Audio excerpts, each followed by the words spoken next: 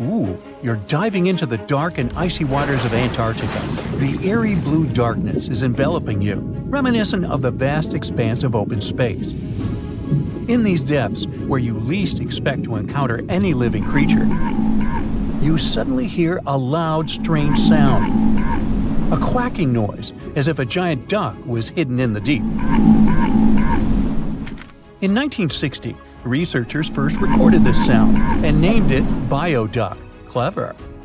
For decades, they tried to unravel the mystery of its source. Was it a giant kraken? An extraterrestrial spaceship that had crashed into the ocean? A mysterious sea monster? Or perhaps an enormous duck? There were many versions, one more bizarre than the other. Oceanographers detected similar sounds in other locations as well. Off the western coast of Australia and near New Zealand, they recorded similar but higher pitch signals, which they named bio-goose. It seems the creepy atmosphere of the story disappears with such names. Anyways, these sounds were not isolated incidents. They happened multiple times with consistent intervals. Many initially thought the source must be mechanical, given the regularity of the sounds. However, studying the oceans in the latter half of the 20th century was challenging because of limited technologies. Nevertheless, scientists persisted in collecting data on bioduck and biogoose, driven by their insatiable curiosity. As more data accumulated, so did the theories. But scientists eventually uncovered the mystery. Bioduck turned out to be a form of communication with a biological origin. When researchers analyzed the repeating sounds, they noticed that the signals never overlapped. One source would speak while the others remained silent, suggesting a form of communication. The question remained, which ocean creature possessed such an extraordinary method of communicating through varied frequency sounds? The answer, as many have guessed, is whales. Scientists compared the bioduck sound from Antarctica with the calls of minke whales and found striking similarities. The biogoose sounds from the waters off Australia and New Zealand likely belong to other species or very young minke whales. This discovery, however, only deepened the mystery. What purpose did these sounds serve? Were the whales discussing their dinner plans, laughing at the humans recording their voices, or perhaps sharing deep insights about the universe? The possibilities were endless, but the most astonishing revelation was that humans might one day learn to communicate with these magnificent creatures. Communicating with whales is no longer a far-fetched idea. Scientists from the University of California have already established contact with a humpback whale named Twain. In a groundbreaking experiment, researchers conducted a 20-minute conversation with the marine mammal. Here's how they did it. The specialists went on a marine expedition to the coast of Alaska, where they recorded the sounds of a group of humpback whales. Then they played these sounds through speakers, sending the signals back into the ocean. The recorded sounds resembled a greeting, like, "Hey, what's up?" but in the whale language. These greetings are used by whales to call each other or indicate their location. Now, soon after sending the signals, the researchers received a response. Twain approached the boat, circled it, and replied with a "hey" of its own. This marked the beginning of the first ever human-whale conversation. For 20 minutes, the scientists sent 36 signals to Twain, and each time the whale responded. Moreover, it waited for time intervals before answering. That is, the team received a response from the whale, waited 10 seconds, and turned on the sound again. Researchers then waited 10 seconds and answered. It seems that Twain was a very delicate interlocutor. Maybe it was a gentleman in the whale world, who knows? Or maybe it was simply intrigued by the unusual interaction. The signals used in this communication belonged to a group of whales that included Twain. It's likely that the researchers had recorded Twain's own sounds and used them to communicate with it. In a sense, Twain was conversing with itself. Now let's continue our journey and venture into the deepest oceanic trench on Earth, the Mariana Trench. A quick reminder, the Mariana Trench is a colossal chasm in the ocean floor, stretching over 1,500 miles south of Japan and reaching a depth of nearly 36,000 feet at its deepest point. To put that into perspective, the height of the Burj Khalifa, the world's tallest building, is like 1/10 of the Mariana Trench's depth. Now imagine this. In this deep, dark abyss, scientists recorded a strange sound.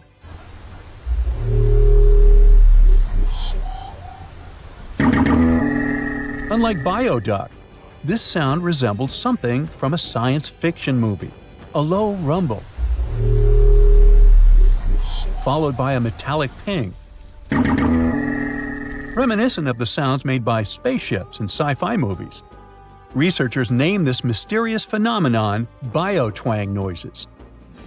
Scientists first detected this strange sound in 2014 during an acoustic survey of the Mariana Trench, and they quickly identified its source: whales, specifically Bride's whales. Using artificial intelligence, researchers analyzed around 200,000 hours of audio recordings from the ocean and found matches with a group of Bride's whales. Like other animals, these whales use sounds as a form of communication. Now, did you know what else was found at the bottom of the Mariana Trench? A plastic bottle. It's unlikely it was done by a kraken or a whale or some type of monster. Everything is simpler here. The bottle ended up there because of a human. But that's a topic for another video. Okay, let's deal with one more sound. No whales this time, just a mysterious sound in the loneliest place on Earth. This place is called Point Nemo, and that's why it's so lonely. Located in the South Pacific Ocean, Point Nemo is the most remote spot from any land. The nearest island is 1,450 nautical miles away. It's about the same long distance from land in all other directions.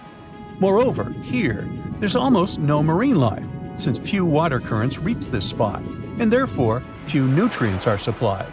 In a sense, it's a water desert. And so, in 1997, oceanographers recorded a very strange and frightening sound coming from the depths in the area of Point Nemo.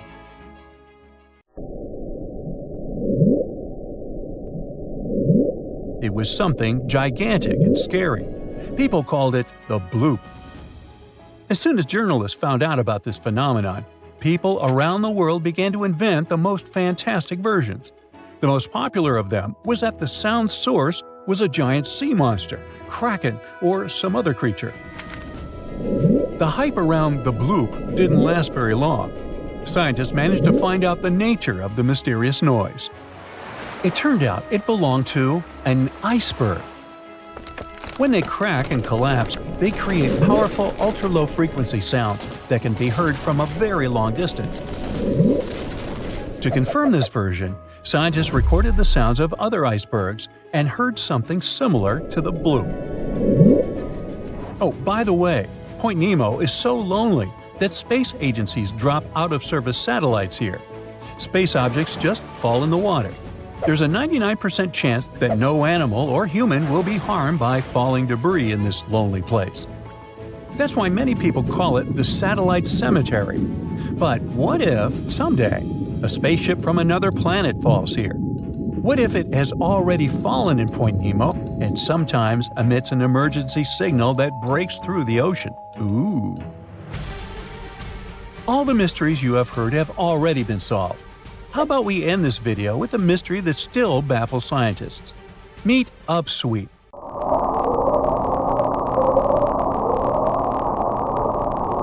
One of the most mysterious sounds ever recorded in the ocean. It's not just noise, it's a series of short ascending tones repeated at intervals of several seconds. It was first discovered in 1991 using hydrophones installed in the Pacific Ocean. At first, oceanographers suggested that upsweep could be associated with volcanic activity or underwater earthquakes. But the seasonal nature of the sound and its intensity change depending on the time of year, which rules out these versions. People began to consider hypotheses related to the biological life of the ocean. They studied the migration routes of marine animals and their behavior at different times of the year. However, despite all efforts, the sound source has not been identified. Some studies suggest that upsweep may be associated with certain species of fish or other marine animals that make sounds for communication or navigation. But No one has been able to prove it. Discovering hidden places on our planet is extremely exciting. Today, I'm taking you on a trip that you aren't going to forget anytime soon. But suit up, this is about to get very cold. You hop on a plane and land on the ice-covered island of Greenland. An unbelievable view of the Aurora Borealis, aka the Northern Lights, is greeting you. You can't believe your eyes. Your guide tells you how rare this phenomenon is. Usually, people spend days trying to hunt it down. You feel lucky and take your time to appreciate these beautiful dancing greenish lights. You're glad you brought your camera along, aren't you? Between clicks, you learn that the Aurora Borealis is the result of some rather rough events. This spectacular light show occurs when energy particles from the sun slam into Earth's upper atmosphere. On day 2, you continue to explore the place by air. This may not come as a surprise, but Greenland is one of the world's largest islands. This time, on board a helicopter, you can see the infinite icy landscape. In case you're curious, you're now flying over 656,000 square miles of thick ice. Oh, what's that down there? It looks like a family of polar bears. You don't want to get too close, of course. The conditions in Greenland might be too tough for people to live there, but some animal species do very well in this land of ice. Those are reindeer, wolves, and Arctic foxes. On your way to Greenland, you probably made a pit stop in Copenhagen. Denmark is one of the few countries that have commercial flights to Greenland. You didn't know this before, but you find out that the island is actually part of the Kingdom of Denmark. On a map, it's right between the Arctic and Atlantic Oceans. You're lucky to have a local pilot that tells you about the secrets hidden in this scenery. Under this 2-mile thick white surface, there's an entirely different world. A world filled with canyons, meteor-carved craters, and millennia-old plant fossils. You are beyond excited to go visit one of these spots, but of course, you'll have to use your imagination, as all of it is hidden under ice. Believe it or not, nearly 80% of the island's surface is covered with it. The first stop on your tour is Greenland's Grand Canyon. You land not far from it, somewhere in the northern part of the island. You may know that canyons are deep, narrow valleys with steep sides, but I bet you didn't know that the word canyon actually comes from the Spanish word cañón, which means tube or pipe. Now, this Grand Canyon has some similarities with the one in the US. First of all, in size. It's at least 460 miles long and up to 2,600 feet deep in some places. There's a true subglacial valley down there, and if you're wondering how this happened, well, the canyon had probably been formed by a river that had been flowing through Greenland before the ice took over.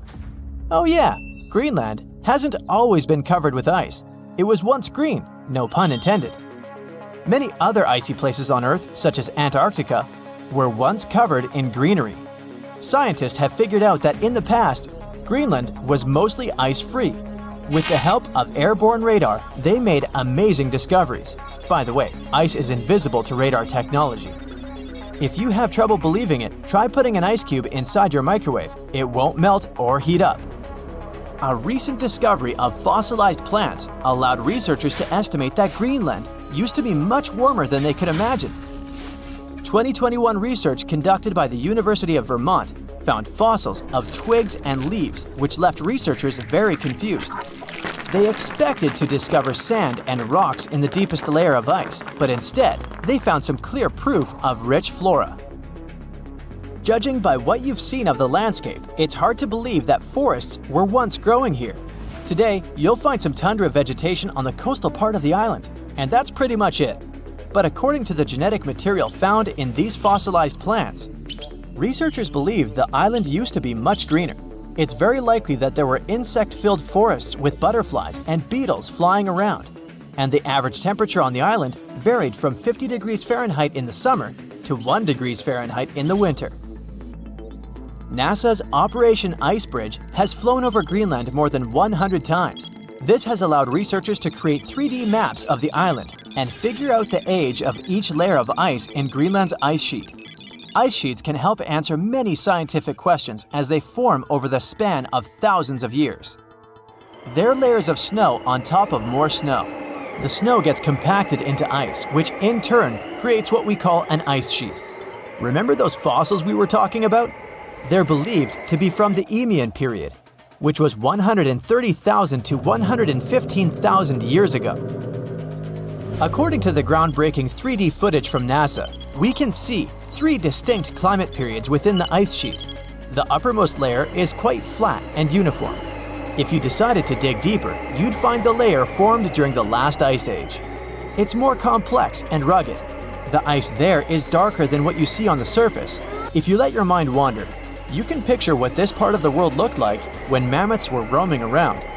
If you kept digging, you would eventually find leftover ice from the Eemian period I've told you about. Now, canyons aren't the only unusual thing found under ice.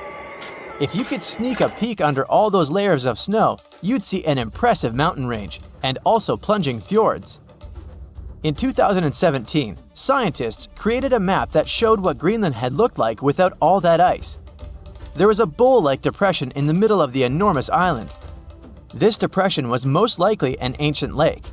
Around it, there was a circle of coastal mountain ranges. This scenery probably resembled the landscapes of modern Patagonia. Big mountains with snowy tops surrounding crystalline lakes. This ancient lake in Greenland is a wonder on its own. Imagine a pit the size of Rhode Island and Delaware put together. The lake is believed to have covered over 2,700 square miles, and back in the day, it was fed by at least 18 different streams. These crystalline blue waters were surely very inviting, and freezing of course. But if you ended up going for a swim, I'd say be careful, as the water could get up to 800 feet deep in some places. On day 3 of your adventure, you discover a true under-ice water park. While you're wandering around the ice-covered island, your guide tells you to be mindful of the cracks in the surface. These cracks are responsible for the modern-day aqua lounge going on down there. Meltwater and rainwater flow down the cracks in the ice all the way down to the riverbeds. This forms a landscape of jewel-like lakes and streams filled with crystalline water. Researchers estimate that about 60 small under-ice lakes exist there. And yes, they're actual lakes. Perhaps one of the most impressive hidden features on this island is a meteor crater. Under the Hiawatha Glacier, you can find a 19-mile-wide impact crater, big enough to swallow the city of Washington. Apparently, a mile-wide iron asteroid struck Earth's atmosphere within the past 100,000 years and chose Greenland as its landing point. If anyone had been around to see it, they'd have witnessed a real show, a white glowing fireball cutting through the sky. Scientists speculate that if it had landed on an ice sheet, it certainly vaporized both water and stone. Someone standing hundreds of miles from the impact site would have heard a deafening thunderclap and experienced hurricane-force winds. But it actually makes sense. The approximate speed of meteors entering Earth's atmosphere is 45,000 miles per hour. For comparison, that is 2.5 times the speed of a spaceship. It's bound to make some noise and leave a huge crater in the ground.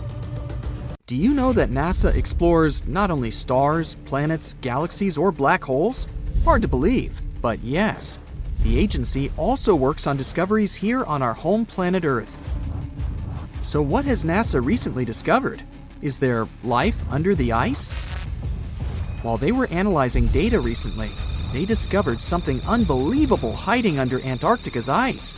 And this discovery not only changes everything we know about the whole water system of the Earth, but it may also help with research about life in space.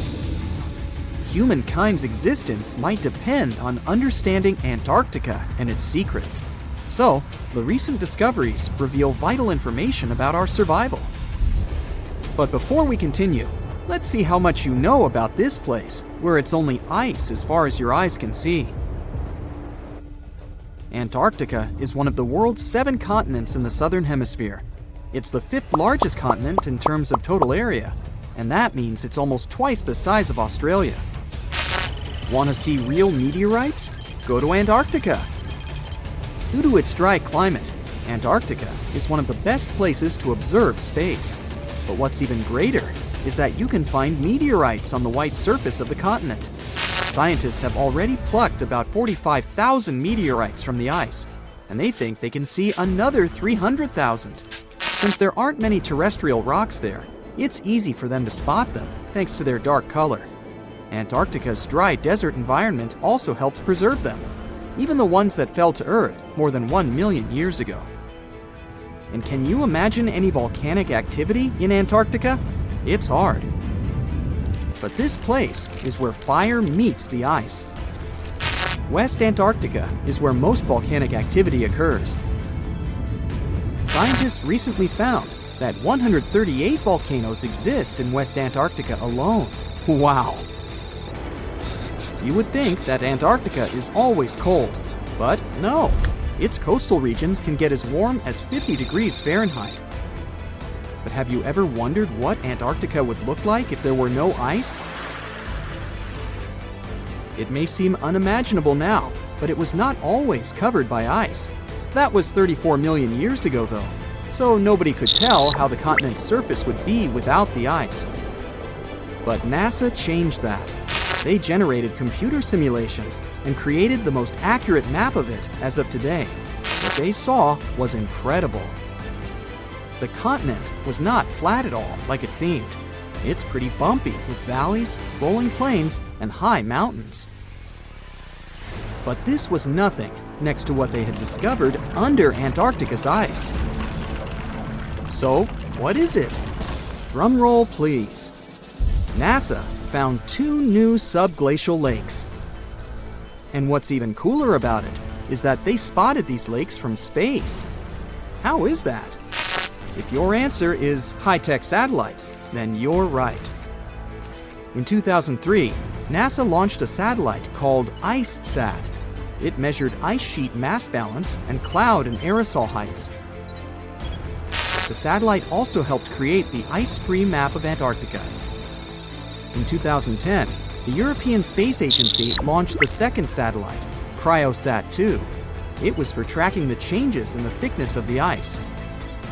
Then, in 2018, NASA launched the third one, IceSat-2, a follow-on to the IceSat spacecraft. It measured ice sheet elevation and sea ice thickness. It was NASA's most advanced Earth-observing laser instrument. It delivered the highest precision data. And when that was combined with the data from the other satellites, it was possible to spot these 2 new lakes near a pair of larger ones.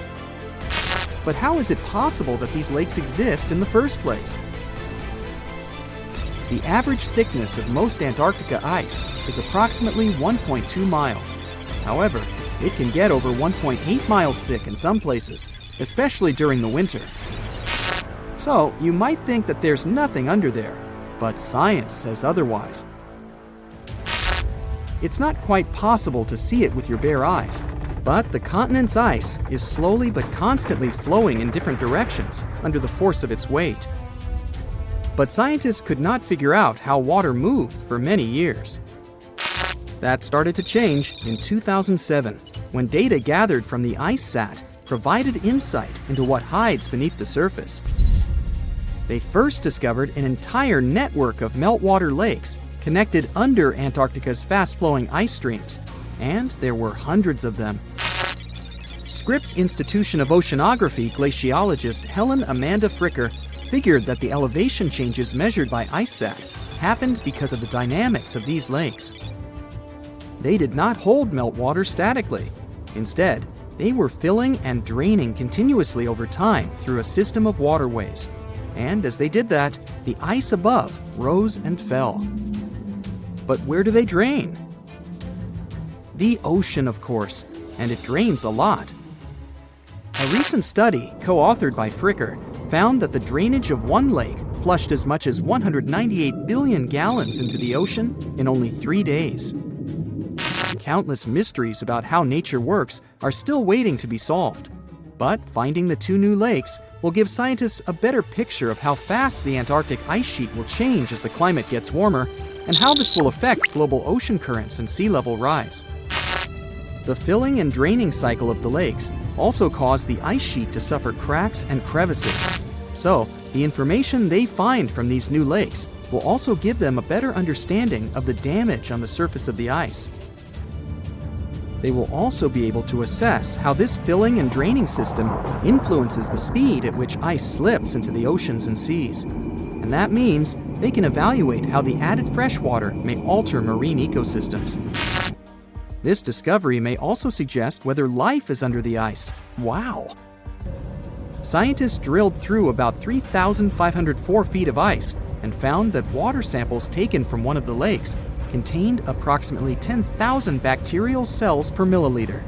Such a high number of bacterial life is a good sign, because that means the icy waters might also support higher life forms, such as microanimals, and one of these new lakes might even be their home. But the most exciting thing is that the new lakes might help them understand whether life on other planets is possible. Scientists believe any life below the frozen surface of the planet Mars might follow the patterns seen in Antarctica's lakes. So, there is a possibility that they might find critical new information on the type of life that may have existed on the red planet. You wouldn't want to be there during the winter, though. The lowest temperature on Earth you can experience is negative 128 degrees Fahrenheit. In 2010, there was an even lower temperature of negative 135 degrees Fahrenheit, and you may feel this cold much worse due to the strong and dry winds. Did you know that the size of the ice surface on Antarctica also changes throughout the year? It's about 1.2 million square miles during the summer, but when it's winter, it grows to 7.3 million square miles. Yet, despite the change, it remains the largest piece of ice on Earth. Sorry, Arctic, you lose. Do you know these cute little penguins? Consider these animals the locals because there is no native population in Antarctica. It's a no man's land because no single country owns it. But do you know who really owns it? 5 different species of penguins, seals, and killer whales. Ha ha. Despite the continent's harsh conditions, you can visit it as a tourist for fishing and research purposes. Around 5,000 people reside on the continent during summer at research stations. But when winter comes, the number naturally drops down to 1,000. Antarctica's ice blanket makes up 70% of the world's freshwater reserves. Imagine what would happen if it melted. The global sea levels would be raised by almost 200 feet. This sleek, state-of-the-art submarine named Ran was sent to explore the depths of Antarctica. But as soon as it discovered something, it mysteriously disappeared. So, what happened? It all started when scientists wanted to explore one of the most remote and mysterious places on Earth, the Dotson Ice Shelf in West Antarctica. This ice shelf, silent giant, stretches 30 miles wide. That's almost the length of New York City. It stands between 2 icy promontories, the Martin and Bear Peninsulas, and it hides an entire world of geological mysteries. If you think that Antarctica is nothing but a desert of super thick snow and ice, you're wrong. There are entire landscapes hidden deep down there. The underside of the Dotson Ice Shelf is a rugged, dynamic terrain shaped by the slow, relentless forces of nature. There are towering ice formations, deep troughs, and bizarre structures stretching for hundreds of feet. Scientists are super curious about it, but as you can imagine, this landscape isn't easy to explore at all. To find out more, we have to scan the area with satellites or try drilling through the snow, trying to collect the big picture, piece by piece. But these methods only gave us vague hints. The real breakthrough happened when scientists came up with the idea to let the submarines explore it. Autonomous submersibles could swoop deep into the icy waters beneath the Dotson Ice Shelf and tell us what's up down there. These robotic explorers have fantastic advanced sonar systems. It's that thing that bats or dolphins do. They can use sound to see the world. Basically, they send out sound waves underwater, and when those waves hit something like the ice shelf above or the seafloor below, they bounce back to the system. Animals feel how long it took for the sound waves to return and how they changed. And this helped them understand what's located where. For example, clicks that dolphins send out tell them where the fish are. We copied this crazy evolutionary trick and adapted it to our underwater exploration. Only our version is much cooler, with a higher level of precision, so we created detailed maps of the environment. The Rand submarine was one of those robotic explorers. It was named after the Norse deity of the sea. Ran had been meticulously programmed to navigate a treacherous landscape of Antarctica. But even with all this training, its journey led to an unexpected and eerie end. In 2019, Ran was sent to explore the depths beneath the Dodson ice shelf. It was a hero, the first one to go on a mission like this. The team said it was like seeing the other side of the moon. For 27 straight days, it worked tirelessly. It traveled over 620 miles beneath the thick ice. That's like a journey from Paris to Berlin. Ran went further and deeper than anyone could have imagined. At one point, it reached over 10 miles into the glacier's belly, and what it discovered down there was astonishing. Scientists thought there would be some smooth, uniform ice surfaces, but Ran revealed an underside marked by huge cracks, ridges. There were formations that looked like sand dunes, frozen in time. And finally, it found some mysterious swirling and teardrop-shaped patterns. They all looked more like art than geology. This actually tells the story of ice shelves and the ocean around it. Warm water sneaks in under the ice and melts it from below. Sometimes it smooths the ice out, but other times it carves out these weird, uneven shapes that look like patterns and drawings. And some of these shapes are huge, over 1,300 feet long. That's about 3.5 football fields. The reason why they look like swirling doodles is because the Earth spins. It makes the water turn in special ways, bending the shapes and drawing these spirals. It's called the Coriolis effect. Imagine you were on a merry-go-round and tried to throw something like a ball. It would go in a curve, not a straight line. Same thing happens with the water on Earth. Later, scientists found similar patterns in other Antarctic ice shelves, though they weren't as epic as the ones under Dodson. But Ran also discovered something horrifying. Turns out that these warm waters, aside from being great artists, are also a huge danger. The Dodson ice shelf isn't just hanging out serenely on the sea. It's part of a very delicate system and acts as a protective barrier that holds back huge glaciers in West Antarctica. The ice shelf is floating on the ocean, but it's still connected to the land. As warm water sneaks underneath it and the ice melts, the Dodson can't hold on to the land as tightly anymore. The protective barrier starts to weaken, and this lets the glaciers behind it move faster into the ocean. When those glaciers flow into the sea, they add more water, which could cause sea levels to rise, eventually changing our coastlines. Ran stumbled upon huge pockets where the ice was melting at alarming rates, all due to powerful underwater currents. It was like seeing a ticking clock on the glacier. The stakes were high, but luckily the submarine was ready. This time, it managed to return. And then, it worked for 5 more years, helping scientists with tons of useful data. The missions were daunting. There could be periods where Ran slipped into the pitch-black cavity beneath the glaciers, spending 24 hours without communication. But it was mapping every peak and every valley. It gained experience from over 40 missions below ice. Then, in early 2024, Ran went on a mission to the Thwaites Glacier. The mission was bold from the start. This place is also ominously referred to as the Doomsday Glacier. It's called that because it's slowly melting and has the potential to raise sea levels worldwide if it collapses, causing catastrophes everywhere. That's why Ran was dispatched to explore its underbelly, a place that had never been mapped so intricately before.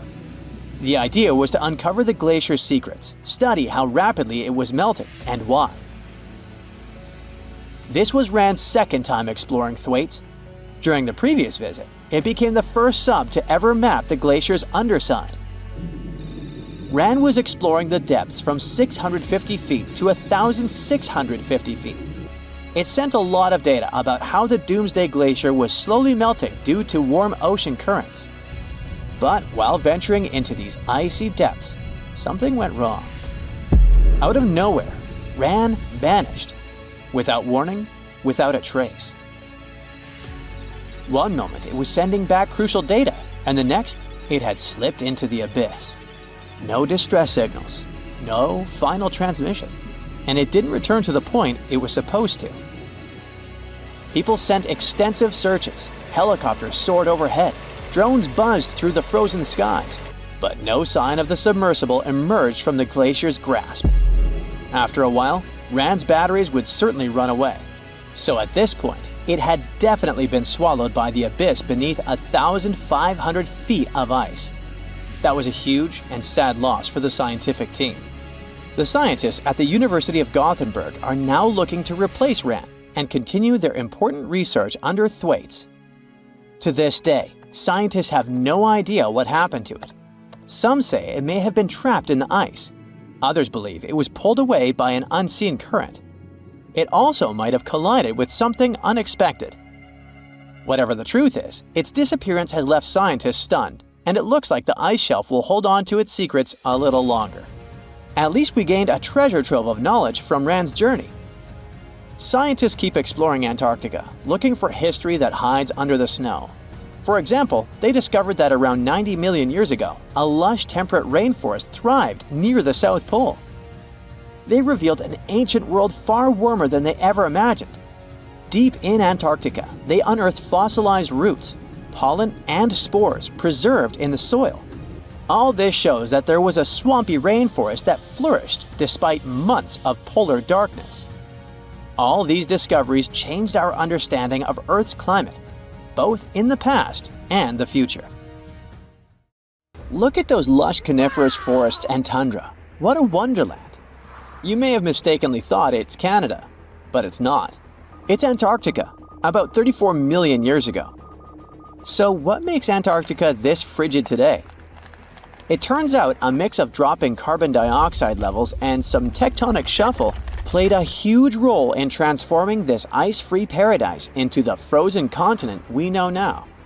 About 50 million years ago, CO2 concentrations were sky-high, strutting around at around 1,000 to 2,000 parts per million. But as those levels tumbled down, global temps started to drop, paving the way for the mighty ice sheets that later took over Antarctica. While the CO2 dive was happening, tectonic activity was also working its magic. The big split between South America and Antarctica opened up the Drake Passage, which created the Antarctic Circumpolar Current. This powerful current acted like a bouncer, keeping warm air and ocean currents from crashing the Antarctic party, and helping keep things rather frosty. If you mix up Australia and Antarctica, you're not that wrong. These two continents used to be one. If you mix up Austria and Australia, it's much worse. By the way, don't fall for the internet myths and memes. There's no help desk in Austria specifically for people who intended to fly to Australia. Now, look at this magnificent Australian pink beach. It's precious, and not in a figurative sense. Those mysterious pinkish sands are actually garnet, and it's widely used in jewelry. Geologists studied those sands and came to the conclusion that the garnet contained there is older than local mountains. That doesn't make sense, right? In fact, it does. You see, Australia didn't used to be this very detached continent as it is now. Many millions of years ago, Australia and Antarctica were part of the supercontinent Gondwana, and glacial erosion released the garnet, which eventually made its way to the beach. These sands formed when South Australia was flat and chill, long before the mountains appeared. Most garnet gets washed away, but this batch has a rich history, tracing back to glacial rocks in the Transantarctic Mountains. So this pink sand comes from an ancient mountain range hidden under Antarctic ice. Not only does Antarctica ice hide gems like garnet, if you look harder, you might find entire buildings. Sounds insane, but this is exactly what a British explorer did. His name is Chris Brown, and he uncovered an entire building beneath the ice. He was traveling to the pole of inaccessibility, and it all started with a bummer. Chris and his son had their plane broken. Suddenly, they spotted a lone bust peeking out of the snow. This place was an old meteorological station. Despite freezing conditions, Chris and his son Micah had a blast exploring. Chris is on a mission to conquer all 7 earthbound poles of inaccessibility and has tackled 5 so far. I guess you already know that Antarctica is the largest desert on Earth. much larger than the Sahara or the Gobi. Still, despite being the driest continent on Earth, it boasts a seriously weird waterfall. Nestled in the mesmerizing McMurdo Dry Valleys, it's 5 stories tall and looks like it's gushing blood. It's even called Blood Falls. It may look outlandish and even frightening, but its nature can be easily explained.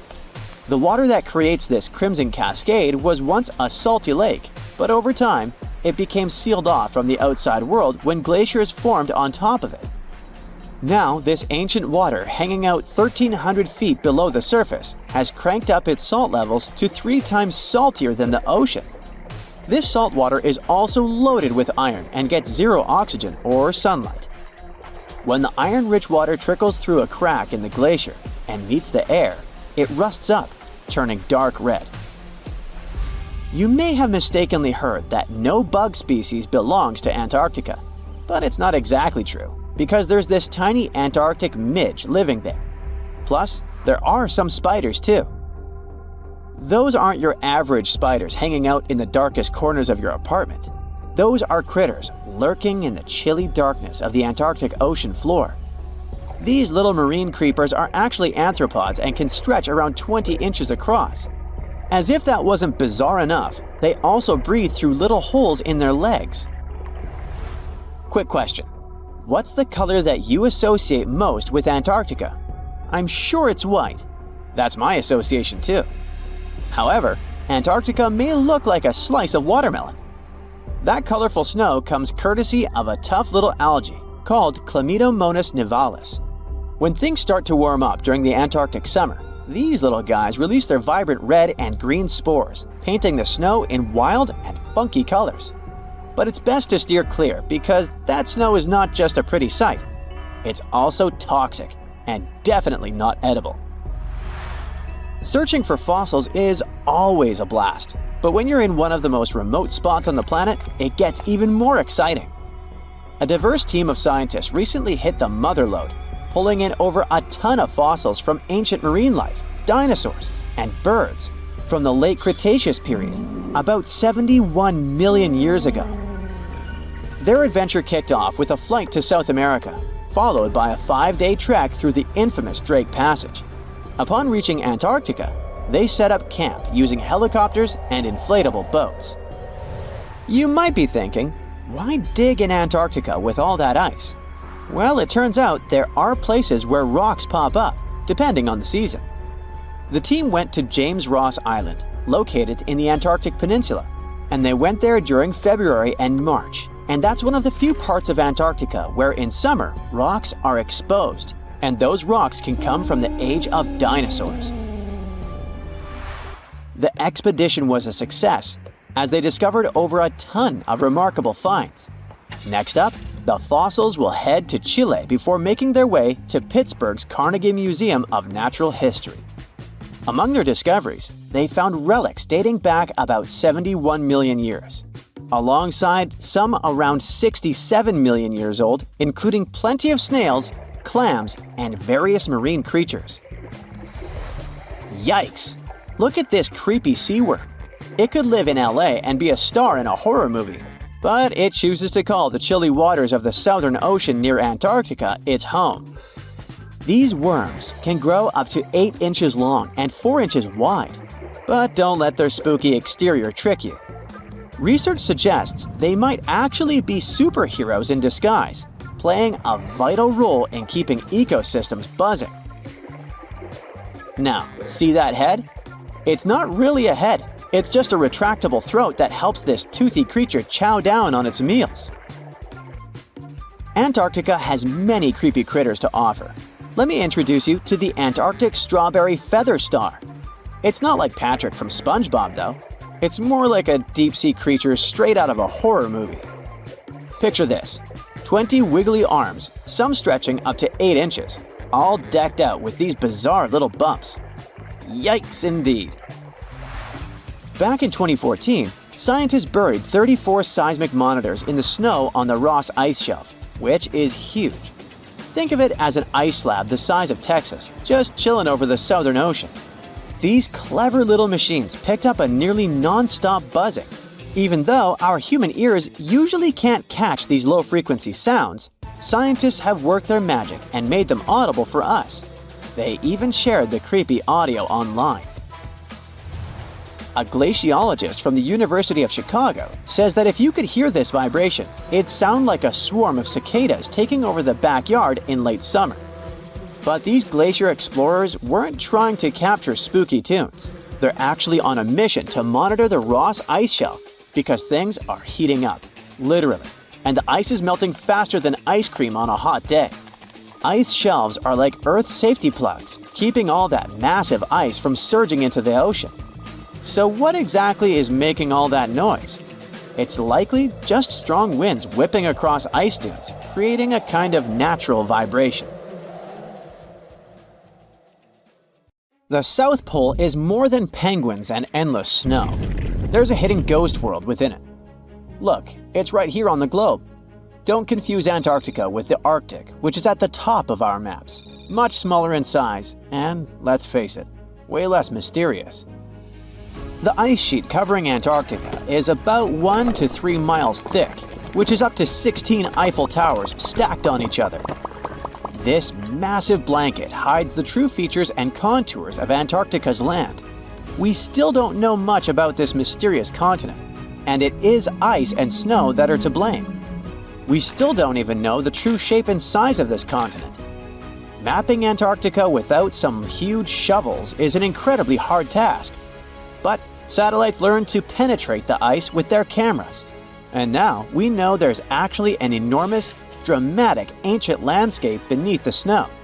The ghost of the past. About 90 million years ago, Antarctica was a much warmer place. It was actually a lush rainforest with tons of plants and probably teeming with life. It even had rivers flowing through it. Then the ice came. This happened about 34 million years ago, during the transition from the Eocene to the Oligocene, when our planet cooled significantly. It was the beginning of one of our several ice ages.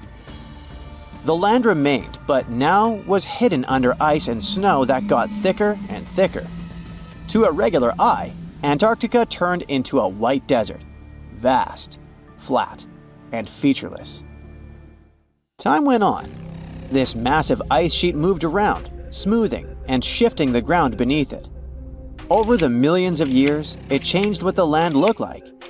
Now, if we looked under the ice, it wouldn't hold any signs of the original South Pole, except for one place. In areas where the ice is especially thick and doesn't move much, like in East Antarctica, it has actually worked the other way around. It became like a super thick blanket that protects the land.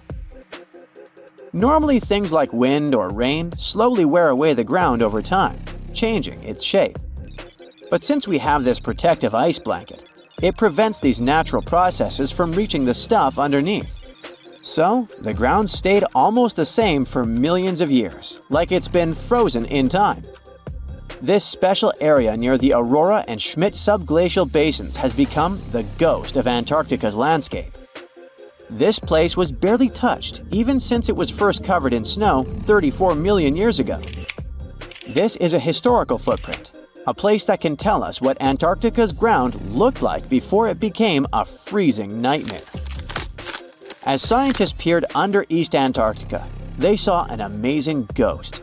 The traces of the rivers that were flowing there millions of years ago, various valleys, and some weird little islands, as well as 3 big chunks of land shaped like the letter U.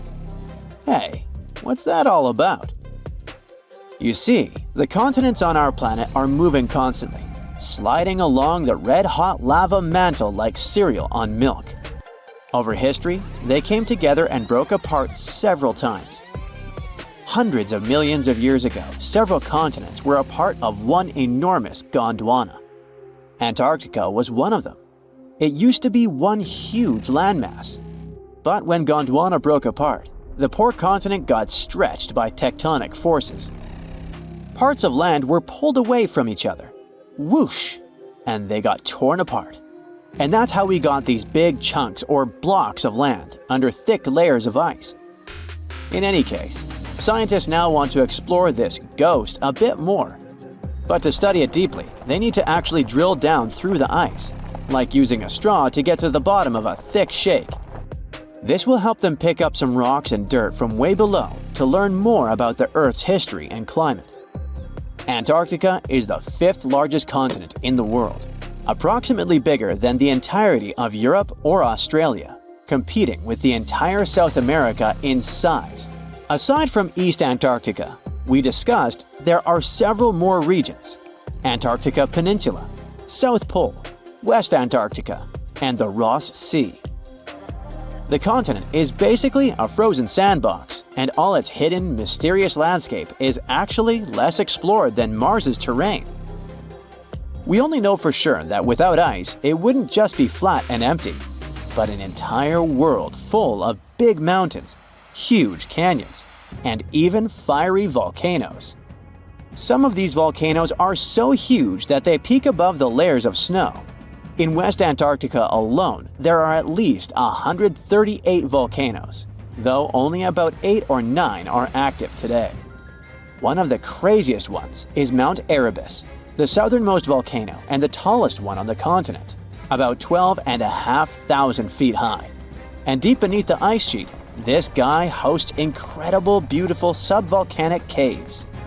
The temperatures there are warm enough for t-shirts. The Antarctic Peninsula, or Lesser Antarctica, looks like a bunch of mountainous islands deeply underground. It has newer volcanic rocks that are part of the Pacific Ring of Fire, which is like a giant circle of volcanoes and earthquake zones around the Pacific Ocean. The Greater Antarctica is a huge part, almost as big as Australia. It consists of East Antarctica and the South Pole. Beneath the ice, it's a place of rocks that have been around for a very, very long time, including the special zone we mentioned. You probably know that Antarctica is nearly devoid of humans. No wonder, with a mean temperature of about -46 degrees Fahrenheit. But even though this place is horrifyingly cold and deserted, life still clings on. You guessed it, in the underworld. In 2017, scientists found DNA traces of algae, moss, and even possibly unknown small animals in the deep caves. That means that even in such crazy conditions, there are still unique ecosystems thriving in little isolated warm pockets beneath the snow. There was another incredible find beneath Antarctica's Ross Ice Shelf, a lively ecosystem vibing within an underground river. Scientists have long suspected that Antarctica's underworld should have some freshwater lakes and rivers. One day, a satellite spotted a groove there. They decided to explore it and used a hot water drill to melt their way through the ice. As they reached the underworld, they dropped a camera into one of those hidden fresh rivers. And at first, they thought they'd find just some rocks or something. But instead, they stumbled upon hundreds of amphipods, tiny shrimp-like creatures. Little ones instantly swarmed around the lens. Shrimps blocked the camera and scientists couldn't check out what they wanted to. Pretty funny, but at least that means that there really is an important ecosystem deep within Antarctica. Now, they're gonna explore it. And all this is just the beginning of the mysterious underworld. Antarctica's snow also hides the deepest canyon on Earth under the Denman Glacier. Well, Mariana Trench is still the deepest point on Earth, but it's a part of the oceanic crust, geologically speaking. Also, in 1958, explorers found a huge mountain range under the ice, as big and tall as the famous Alps Mountains. The range stretched for about 745 miles with peaks as high as 1.7 miles. And all this magnificence is buried under tons of ice. Who knows what else we might find there?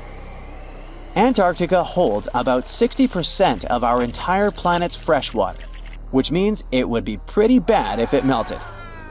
For example, there's this Doomsday Glacier, officially known as Thwaites Glacier. It's a huge ice formation, about the size of Florida, and it's melting right now. Every year, the sea levels rise by 4% because of it. If this guy melts away completely, the sea levels all around the world will increase by 2 feet, which might not sound like a lot, but it would be catastrophic for coastal areas. Luckily, Researchers have found that even if its ice shelf were to collapse in the next 50 years, the glacier itself wouldn't retreat as quickly as they feared. It's still losing ice rapidly, but it would be quite a slow process.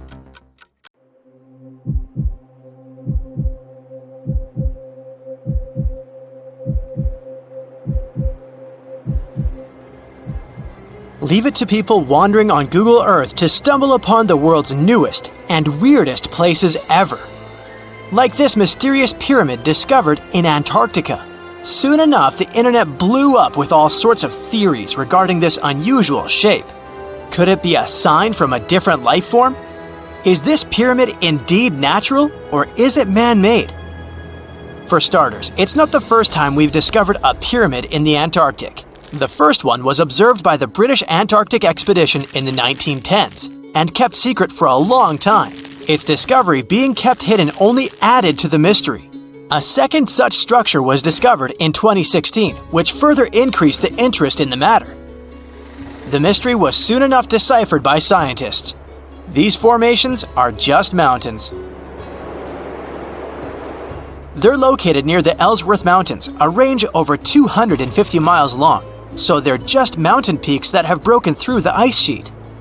As for their particular shape, it's just a coincidence. Pyramids are found throughout nature.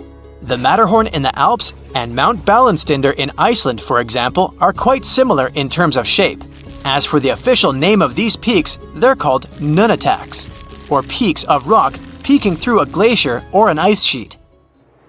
Antarctica has way more incredible features, like the fact that it's home of 60 to 90% of the world's fresh water.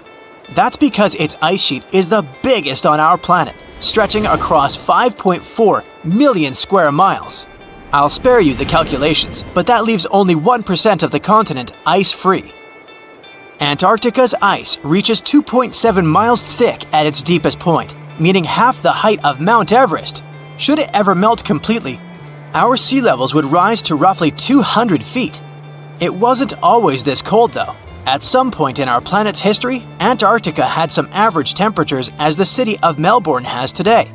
It took a lot of research, but scientists figured out that Antarctica's temperatures could have reached up to 62.6 degrees Fahrenheit. Sure, that was 40 to 50 million years ago, but if you think about it, it was at the same time when dinosaurs roamed our Earth. Time is also different on this icy continent. All the lines of longitude that help us calculate different time zones merge into a single point at the South Pole. Here, there are 6 months of daylight in the summer, followed by 6 months of complete darkness during the colder season. So, scientists working here stay, on average, in the same time zone they've come from.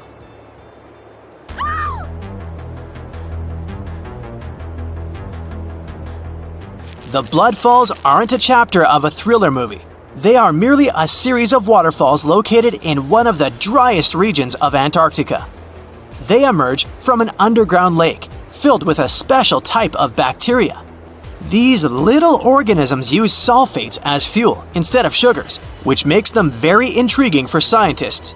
The water contained in this lake is so full of iron that it basically just rusts when it meets air. So, the reddish color of the waterfall also gives it its trademark name.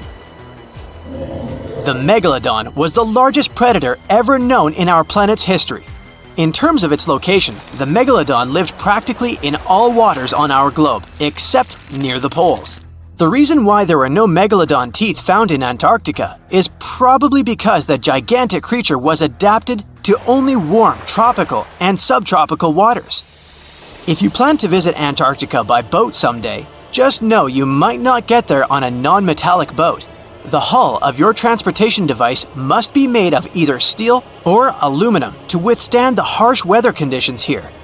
Antarctica isn't home to a lot of bugs. In fact, there is only one true species of insect that calls this place home. It's a wingless midge called Belgica antarctica. This fly is so tiny that it only reaches 0.08 to 0.23 inches long, but it's still the Antarctic's largest terrestrial animal. A lot of Antarctic fish also come with an antifreeze substance in their blood. They don't necessarily need it for protection against the cold temperature, but mostly against touching ice. These antifreezes are made up of large glycoprotein molecules. They surround any small ice crystals that may form, making sure they don't spread through the animal's tissues, which could cause a lot of damage. They also create a sort of small pillow blocking the sharp ice crystals, so they're less likely to cause any pain. It also doesn't rain a lot here on this icy continent, but one amazing meteorological quirk of Antarctica is that it's full of diamond dust. This dust is basically small ice crystals that pop out of humid air close to the Earth's surface. Think of it like an icy fog. As they flow through the air and get touched by sunlight, they begin to sparkle, making visitors here feel like they're surrounded by diamonds. It's probably the last place you'd want to go into labor, but in 1978, the first person was born here ever. Emil Marco Palma was its name, and ever since, 10 other people have been born here in Antarctica.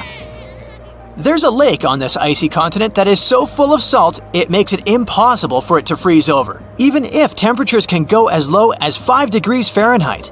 That's because pure water freezes at 32 degrees Fahrenheit. Water that has salt in it, or any other substance for that matter, will freeze, but at a way lower temperature. That lower temperature is adjustable depending on the substance itself and the amount that has been placed into the water. Antarctica was the last official continent to be discovered. It remained completely unseen until the 1820s. But it took another 20 years to confirm it was actually a continent and not just a group of icy islands. Just because it's really cold here doesn't mean you can't go on a date here. One December night, an American scientist that was posted in Antarctica logged into a dating app simply out of curiosity. He was certain no other profiles would show up, but to his surprise, he found someone soon enough. Another researcher who was stationed just 45 minutes away, by helicopter of course. They eventually got together and went on the first date in Antarctica ever recorded. Apart from ice, this continent has something else way more abundantly than any other piece of land on Earth: meteorites. If we look at the research done by scientists, meteorites have equal chances of reaching any place on our planet. However, once they go through our atmosphere, the situation is a bit more complex. That's because different climates on our planet, like the humid ones found near the jungle, have a lot of moisture and oxygen, which will corrode most meteorites. The climate in Antarctica is really dry, so the possibility of meteorites corroding is little to none. More so, it's way easier to spot these rocks on the icy white surface of this area than in any other place on Earth. If you're not scared of the cold, you'll surely freak out when you hear about the winds here. That's because Antarctica is for the most part the windiest place on Earth. Wind speeds have been reported here to reach even 200 miles per hour. These dark patches on Greenland's ice sheet aren't just any old stains. Every summer, the ice, which is usually bright white, turns murky gray in certain areas. This so-called dark zone was a huge mystery for a long time, until some studies discovered that this weird transformation was connected to the odd appearance of red, green, and brown-colored algae. The scariest part is that this algae bloom keeps growing. The dark zone is getting darker, and terrifying microbes might start appearing. Now, the rest of the world should be concerned. The Greenland ice sheet is like a massive ice blanket that covers around 80% of the island. It's so thick that it holds about 8% of the world's freshwater ice. For most of the year, the ice looks like a giant untouched white sheet stretching over the land. But when summer rolls around and temperatures start to rise, things begin to change. The ice melts, revealing rocky areas along the coast. And as you move further inland, that once smooth white ice becomes darker.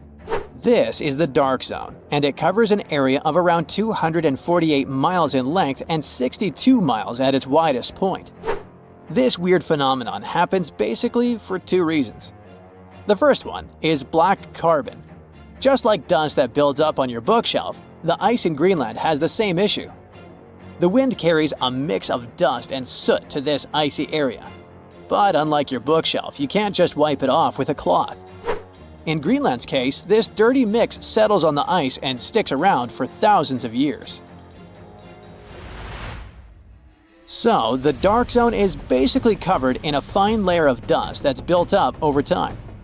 Back in 2014, researchers analyzed this dirty mix and found that the darker ice areas were filled with black carbon.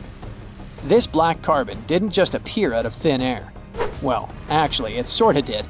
Scientists believe it mostly comes from smoke produced by wildfires in northern Canada and Alaska somewhere in the past. As you might guess, black carbon is black, which is why it makes the ice look darker.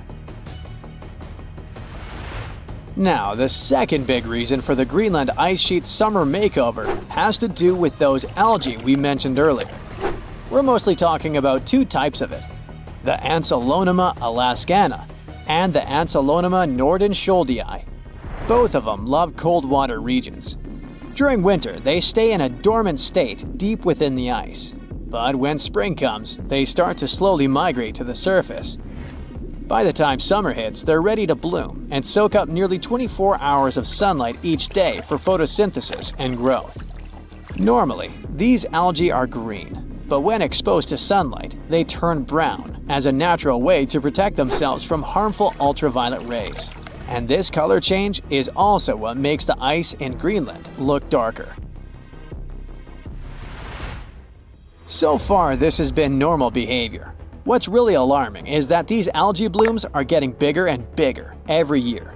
This happens because they thrive on phosphorus, a nutrient that's plentiful out there and comes from a mineral called hydroxylapatite. This mineral is found in a type of rock that breaks down into tiny dust particles, which are then blown across the ice by the wind. As the climate gets warmer, the rocks dry out more, and stronger winds carry more dust. More dust means more phosphorus, leading to more algae growth. See? It is a cycle, and it keeps getting worse every year. Studying this is crucial to understanding why the dark zone keeps getting bigger. From the year 2000 to 2012, its size increased by 12%. But you might be wondering, why should we care? After all, it's just ice getting darker, right? Well, not exactly. Think about how you can't stand wearing black clothes on a hot, sunny day. They soak up the heat and make you feel even hotter. That's because darker surfaces absorb more sunlight. The same thing happens to ice. Together, dust, black carbon, and algae blooms are responsible for about 70% of the variability in albedo on the Greenland ice sheet. Albedo is just a fancy word for how reflective a surface is. If you take two surfaces, one white and shiny and the other dark and rough, the white one will reflect a lot of light and heat, giving it a high albedo. The dark one, on the other hand, will absorb more light and heat, so it has a low albedo. During the summer, the Greenland ice sheet experiences a reduction in albedo. This means the ice absorbs more sunlight, and when ice absorbs more sunlight, it melts faster than it should. This is why understanding what's happening in the dark zone is so important. It helps predict how quickly the Greenland ice sheet is melting and how it can affect the rest of the world. Greenland's ice sheet is the second largest in the world, covering an area about the size of all the land in the United States east of the Mississippi River. And its huge mass of ice averages a thickness of 1.4 miles. Unfortunately, the ice loss has skyrocketed. Back in the 1990s, Greenland was losing about 25 billion tons of ice per year. Now, it's losing around 234 billion tons per year. That's nearly 10 times more ice melting away each year. According to NASA, if all of Greenland's ice sheet were to melt, it would increase global sea levels by about 24 feet. That could be catastrophic for coastal countries and cities around the world. The Netherlands could be submerged, the Bahamas could be almost completely wiped out, and many of the Philippines Islands would be at risk of disappearing. All of this may seem like a distant reality, and it is true that most scientists believe it would take several hundred or even thousands of years for the ice sheet to melt completely. But it is important to know that Greenland didn't always have this thick layer of ice. Very recently, researchers took a close look at some sediment from the bottom of a 2-mile-deep ice core extracted from the center of Greenland. They found that the soil had traces of willow wood, insect parts, fungi, and even poppy seeds. So these fossils are the first direct evidence that Greenland's ice sheet melted away in the recent geological past, around 400,000 years ago.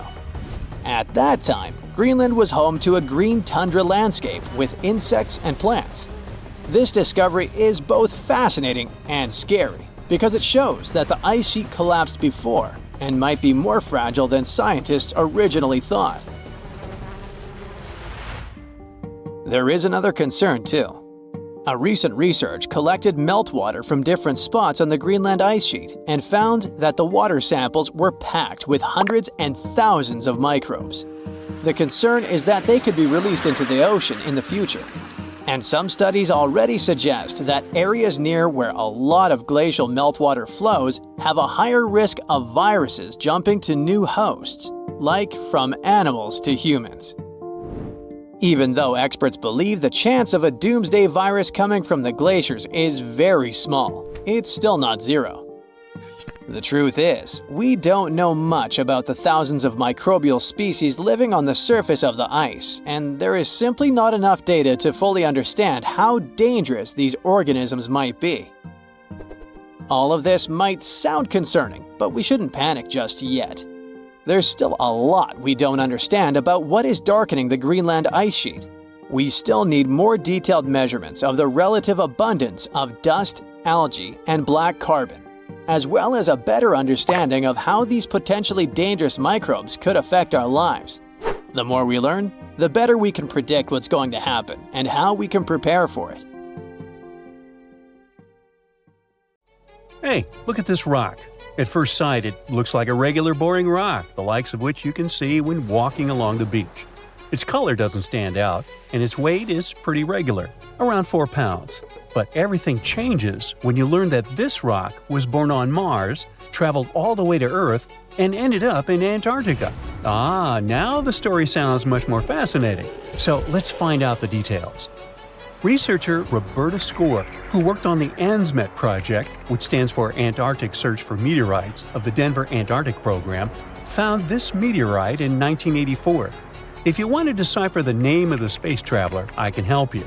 It comes from the place where the scientists spotted it, the Allen Hills of Antarctica, hence ALH. And then we've got the year of the discovery and the number of the sample. If you think that Roberta picked up the rock and exclaimed something like, "Woohoo, I'm holding a chunk of Mars," I'll have to disappoint you. At the very beginning, it was totally unclear where the meteorite came from. And one thing confused researchers even more. The meteor was very different from other meteorite groups found on our planet. Okay, but then how did they finally figure out it was a visitor from Mars? All thanks to traces of gas similar to those that make up the atmosphere of the red planet. We learned about its composition thanks to the brave Viking lander that carried out the necessary analysis in situ in 1976. Anyway, back to our rocky discovery. It's actually very special, and not only because the rock arrived from far, far away. Among those several thousand meteorites found on Earth, just around 100 have likely come from Mars. And even so, our guy is different from them and seems to be part of a separate group. So let's go into the past and follow the life story of this cosmic traveler. It most likely formed around 4 billion years ago on its home red planet. One day, which wasn't very different from others, turned out to be life-changing for this peaceful rock. A meteorite impact catapulted into space, and it started its own journey as a small asteroid. At that time, it was way larger than at the moment of discovery on Earth. At one point, ALH got close to Earth and, who knows, probably decided to explore something. That's how, 13,000 years ago, it ended its space journey by colliding with our planet. At the moment, this Martian fragment is the oldest we've got. But at first, it wasn't all that popular. Only in 1996 did it become way more famous after a groundbreaking discovery. You see, some NASA researchers started wondering, well, the fragment is obviously very old. But then, could it have recorded any traces of life that could have been thriving on Mars at the time ALH formed on the red planet? And guess what? Those scientists turned out to be right. They detected traces of very fine magnetite particles. Those were completely similar in structure and chemical composition to the particles we have on Earth. They're called magnetofossils, and magnetotactic bacteria produce them. So it might mean that, at one point, there were some forms of life on Mars. In April 2020, scientists from the Japanese Space Agency made another discovery. They detected nitrogen containing organic material of Martian origin in our meteorite. So, who knows what new astounding secrets further examination of the meteorite might reveal? At the moment, though, all you can do is travel to Antarctica and find more of them. The thing is, this place is great for meteorite hunting. Surprisingly, we have found nearly 50,000 meteorites in Antarctica, and hundreds of thousands are still waiting to be discovered. Each of these space rocks can tell us a story of the evolution of the solar system. For example, the very first lunar rock found on the icy deserted continent proved that chunks of space objects larger than asteroids can also end up on Earth. So, let's say you got inspired and decided to go meteorite hunting all the way to Antarctica. Well, get ready for some serious challenges. Despite their potential abundance, finding space rocks isn't as easy as it might seem. You'll have to visit remote areas, and there's still no guarantee that you'll be able to spot a meteorite. And that's actually a huge problem. Meteorites are vanishing from sight. Currently, scientists find about 1,000 meteorites in Antarctica each year. But according to a new study, about 5,000 more get hidden out of sight every year. The culprit is warming temperatures. Worried scientists created a model that could help them figure out where those meteorites might surface. This model was quite complicated, taking into consideration snow cover, surface temperature, the speed at which ice flows, and even the steepness of the terrain. After that, they ran simulations under various warming scenarios. It turned out that meteorites indeed sank out of sight as temperatures rose. To say that the researchers were upset is obvious. They didn't expect that climate change would affect their work so much. Even though those areas are below freezing, people still managed to ruin a crucial archive of the solar system. But let's get back to your meteorite hunt. If you want your chances to find one to be higher, travel to the base of mountains or outcrops where ice, which usually flows to the lower ground, is forced to move upward. But make sure to take your windbreaker with you. In those places, powerful winds brush away snow, exposing bright, vivid blue ice. Instead of melting, this ancient ice can change directly into water vapor, and it helps expose meteorites that would otherwise remain hidden. You need to hurry though. Meteorites at the surface disappear quickly. Even when temperatures are well below freezing, the rocks can still absorb some of the sun's heat and melt the ice. It's like they're creating underground, or shall I say under ice, tunnels for themselves, sinking and hiding from sight. Sometime later, refreezing closes the entrance to those tunnels, effectively trapping meteorites inside, tucked out of sight. Now, scientists admit it's very tricky to find working methods to spot meteorites. And if we don't hurry and develop such methods, we might lose between 80,000 and 250,000 space rocks in total. No wonder scientists are on a mission to find more meteorites. They're focusing on meteorite stranding zones. Those are places where meteorites often gather on the surface because of specific features of geology, ice flow, and climate conditions. As you already know, you can find meteorites on blue ice without snow cover. This makes meteorites easy to spot. But finding such hotspots is often pure luck. Or you gotta sit day and night, scouring maps and satellite images in attempts to spot blue ice zones near research stations. Let me introduce Veronika Tolinov, a glaciologist, and her team. They've taken things to the next level by developing a smart Antarctic-wide map. To do it, they've used machine learning and satellite data from NASA, the Canadian Space Agency, and others. This map highlights areas where meteorites might be hiding based on past finds and all kinds of climate and ice data. Apparently, the best places to find meteorites are along the edges of the continent and near mountains with blue ice. Unfortunately, it's not just the blue ice that matters. The temperature and speed of the ice flow are also super important. For example, if the ice flows too quickly, meteorites get swept away before they can accumulate. So, if you want to find a meteorite, you have to wait for very precise conditions.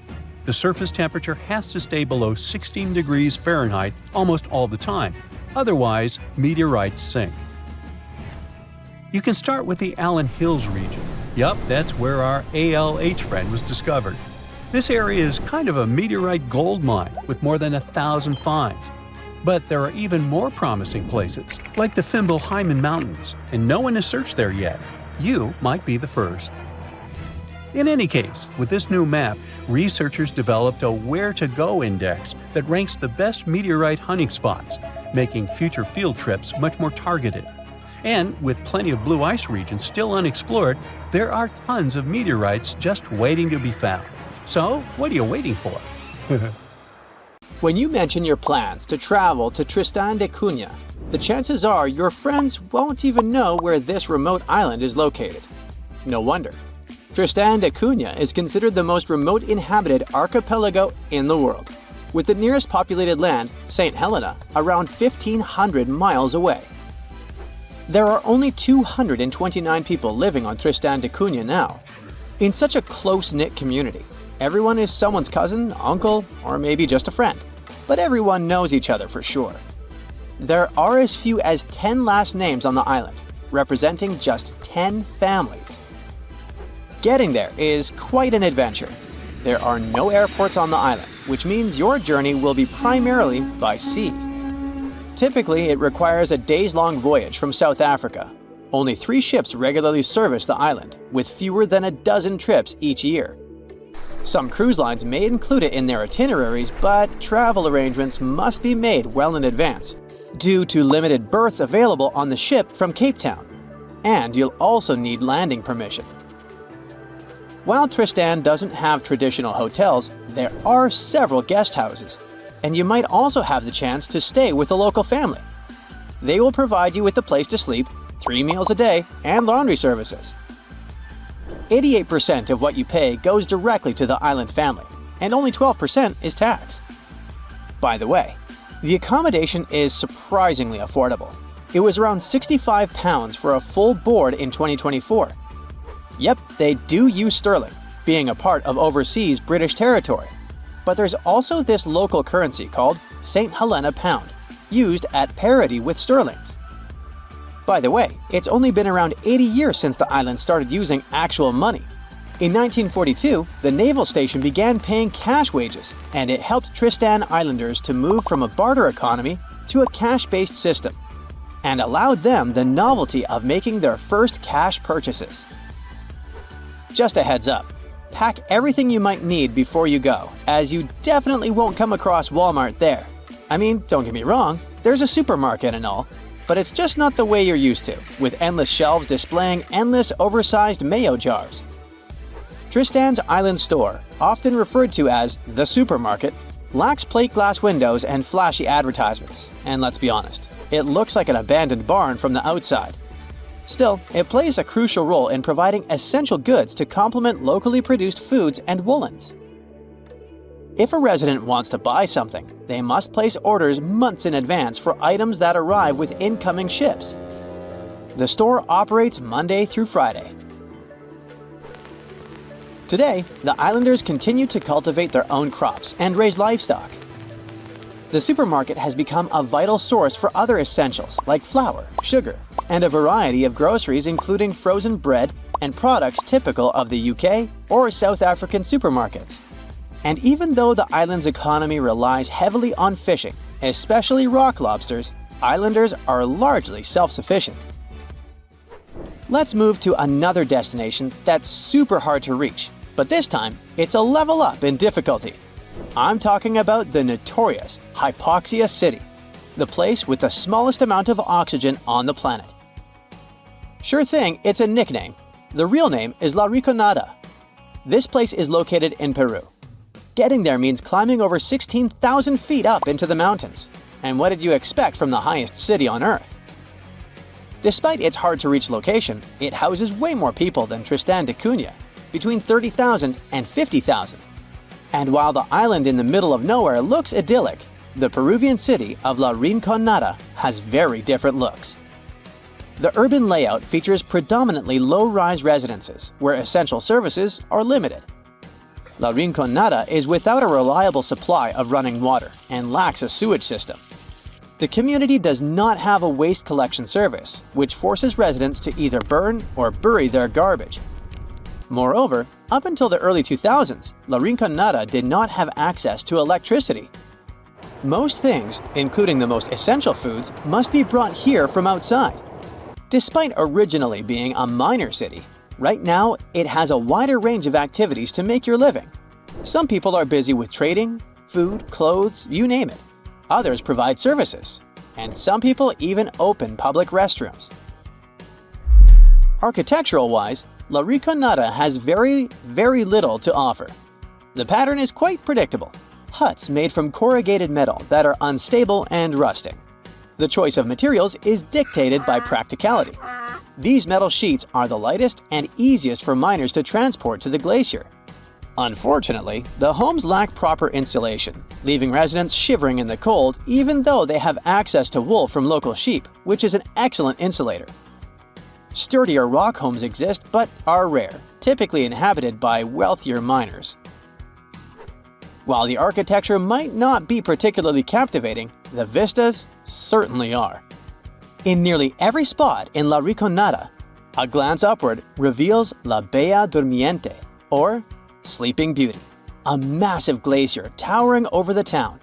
Getting to La Rinconada is very hard. First, you'll need to fly into Alejandro Velasco Astete International Airport in Cusco, Peru. Once you're in Cusco, you can catch a train or a bus to Puno, which is right by Lake Titicaca. Here's where it gets a bit tricky. The only way to really get up to La Rinconada is by hitchhiking or finding a ride into the mountains. There might be some buses, but they don't run on a set schedule. If you're up for it, you can rent a car, but be warned, the roads can be pretty rough and tricky to navigate. So a little extra caution goes a long way on this adventure. Unlike Tristan da Cunha, where they adopted cashback in the 1940s, La Rinconada doesn't rely much on it. The economy of this place is based mainly on gold mines. The mines are unguarded, unregulated, and often dangerous. Miners work for 30 days under a cachorreo system, where on the 31st day, they're allowed to take as much ore from the mine as they can carry as a form of payment. La Rinconada has no bank, but it has many storefront fund transfer agencies, which miners use to wire money to their families. Still, they never know how much they're gonna send. Our next destination is Svalbard, a place that might seem unwelcoming due to its climate. But locals embrace everyone with open arms. No visa is required if you want to visit or even work there. Located near the top of the world, Svalbard offers a unique and remote charm. The capital, Longyearbyen, is home to a fascinatingly diverse community, with over 50 nationalities represented among its 2,400 residents. You might even spot a polar bear wandering into town on occasion. The living space is compact. There's just one grocery store, and the streets are numbered instead of named, adding to the town's distinctive feel. Longyearbyen also boasts a university center with around 300 students. Interestingly, every student must learn to use firearms for safety in the surrounding wilderness. Originally, it was founded as a mining town, just like La Rinconada, but the focus has shifted mainly to tourism. However, a quirky tradition remains from its mining days.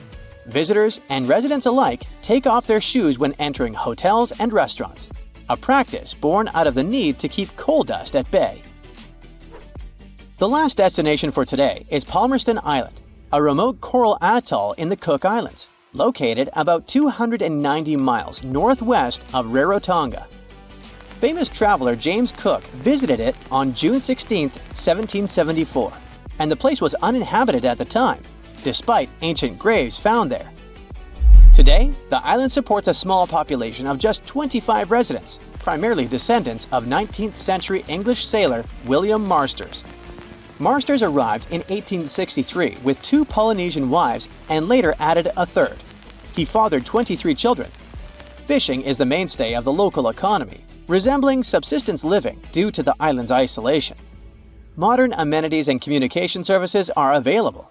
Although there's no airport, cargo ships visit periodically.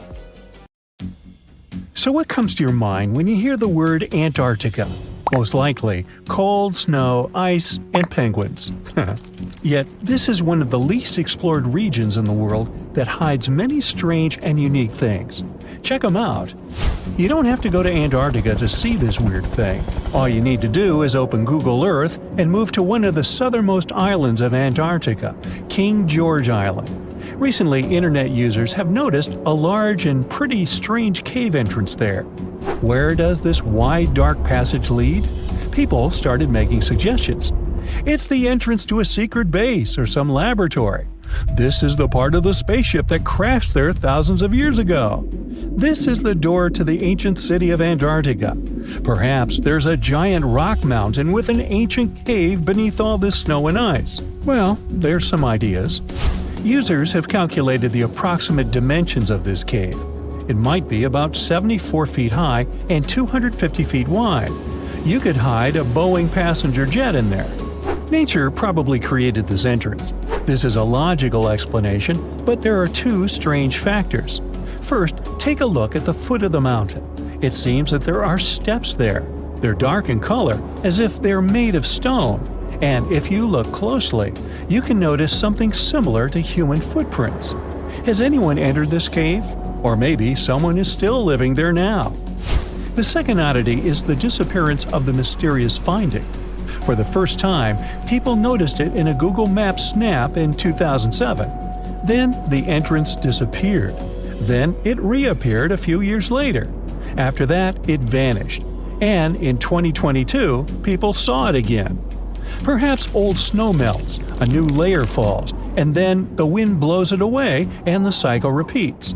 But the alleged steps leading deep into the cave make one doubt the natural origin of this tunnel. You can easily find the coordinates on the internet and visit the cave via Google Earth. You might see something there and tell the world. There's another strange thing people discovered with the help of Google Earth. In 2020, one user found a strange object that looked like a giant ship 100 miles off the coast of Antarctica. It was covered with ice and snow and lying on its side. It looked like a cruise ship. You could notice the windows, the deck, and the bridge. But not all people agreed with this. Some claimed it was a spaceship. Others said it was some kind of secret building. The user who first noticed the ship stated that its size was about 400 feet, which is the perfect length for a passenger vessel. But what is this ship doing in such a remote place in the middle of a glacier? How did it get here? Who was its captain? No one has found the answers to these questions yet. In 2016, people using Google Earth discovered a photo of an unknown sea monster floating off the coast of Antarctica. This creature resembled a giant squid with a length of about 200 feet. This is slightly shorter than 3 train cars. Just imagine this kraken swimming in Antarctica's dark, icy waters and dragging to the bottom everything it meets on its way. Maybe it's the great and terrible Chulu, or one of its offspring. You will quickly notice this blood-red waterfall among Antarctica's endless, dazzling white landscapes. Don't worry, it's not blood. For many centuries, the waterfall has been painting snow in a bright red color. The stream flows straight out of a white iceberg. Let's look inside and find out what's happening there. Millions of years ago, there was a small crystal-clear pond, but then a glacier formed around it. A thick layer of ice and snow blocks sunlight, heat, and oxygen access. For millennia, the reservoir remained in this cold vacuum. But at one point, the water made a hole in the icy wall and broke out. When this salty water comes into contact with oxygen, it immediately turns scarlet or rusty. Antarctica is the only place where you can find such a unique natural phenomenon. One of the driest places on Earth is located in Antarctica. It's one of the most lifeless deserts in the world, the McMurdo Dry Valleys. In this desert, you won't see the scorching sun, hot sand, and cacti. A desert means a place with a lack of precipitation and life. The McMurdo Dry Valleys meet these parameters. But this place is also unique for Antarctica, since you won't find glaciers there. Despite the frost, ice can't form in the desert because it hasn't rained for millions of years there. It also never snows. A strong wind coming from the mountains reaches speeds up to 200 miles per hour. It would be difficult for you to stay on your feet there. The wind is filled with moisture. It heats up and evaporates all the liquid and snow in the desert because of its high speed. Only dry air reaches the ground. But you can find several lakes there. They don't freeze, only thanks to the high concentration of salt. The water is so salty that large life forms can't develop there. But scientists have found microscopic organisms near the lakes. 20 million years ago, Antarctica was filled with swamps and trees and swarming with insects and animals. But now, it resembles the surface of Mars, literally. Scientists and astronauts are exploring such regions as the McMurdo Dry Valleys, since the natural conditions there are similar to those on the Red Planet. So, before you go to Mars, you can practice living in similar places on Earth. Also, scientists discovered an underwater world in the Antarctic filled with hundreds of amphipods, crustacean animals similar to shrimp. Wait a minute, it happened in the Antarctic? But the McMurdo Dry Valleys are located in Antarctica. Well, the words are very similar, but what is the difference? Oh, and don't forget the Arctic. The Antarctic is the region in the southernmost part of Earth that houses the continent of Antarctica, and the Arctic is another land altogether. They have the same natural conditions, frost, ice, and snow, but they're located in different parts of the planet. The Arctic is at the North Pole, Antarctica is at the South Pole. Now, back to the discovery. Scientists put forward theories that the ice of the Antarctic hides a vast network of freshwater rivers and lakes. And in 2022, they found a new ecosystem. Researchers explored the Antarctic Ross Ice Shelf and its underwater rivers. This is a massive piece of ice floating in the ocean. A team from New Zealand used a special drilling rig equipped with a hot water supply to drill a hole 1,640 feet deep. That's more than the height of the Empire State Building. Then, they lowered some video cameras and saw thousands of crustaceans swimming in different directions. So it seems they're very unorganized. In the waters of the Antarctic, you can also meet some of the scariest creatures on the planet. These are sea spiders. They got this name because they resemble land spiders, but they're actually a species of marine arthropods. And unlike land spiders, those in the ocean are much larger. They look like 8 strong legs without a body. One such spider can be a dinner plate in width. Some of them have no eyes and have proboscises instead of jaws. Sea spiders are poorly studied because they live in deep, cold waters. Antarctica hides many little-known animals. There are long tunnels in its glaciers leading to scary darkness. On this cold continent, people have found the remains of giant dinosaurs and other ancient creatures, such as the ancestors of modern ducks. Many underground rivers and lakes hide unexplored wildlife. Even the ice here can be weird. Take a look at these striped icebergs. They have blue, black, green, and turquoise shapes. The color depends on the conditions of the water during freezing. For example, green lines appear because of algae, blue ones form when the water freezes too quickly. Okay, I'm freezing. Time to go thaw somewhere warmer. Hawaii. Yeah. This place has no time zone, no landmass, and the sun rises and sets here just once a year. For over 400 years, since the era of King Henry VIII, thousands of explorers from all over the world were trying to reach this elusive spot, the North Pole. Some were hoping to find a northwest or northeast passage to China and the Indies, and others just wanted to see what it was like. In 1773, the British Royal Navy organized the first scientific expedition to the North Pole. Constantine Phipps volunteered to lead the mission. It was difficult for the 2 ships to move through thick ice, and they had to be towed using smaller boats. At some point, Phipps was ready to leave the ships as they saw a completely frozen sea. But in the end, they broke free from the ice and escaped into the open sea to return home without reaching the goal. In 1882, American explorer James Booth Lockwood managed to get closer to the goal than anyone else. By that time, at least 750 people in 42 expeditions had lost their lives trying to make it to the pole. On the 7th of September, 1909, the New York Times came out with a sensational front page.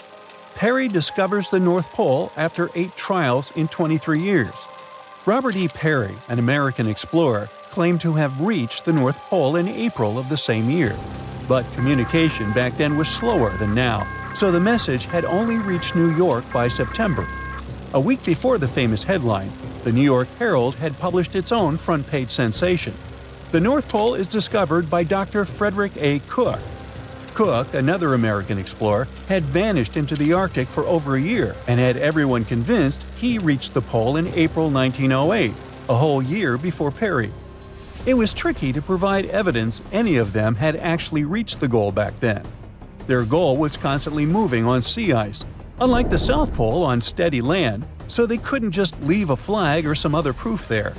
A travel diary full of details of the journey, including daily distances, the position of the stars, and the like, would probably do as evidence. But neither Cook nor Peary were able to provide any of this backup information. So each of them started a campaign to prove they were honest and trustworthy.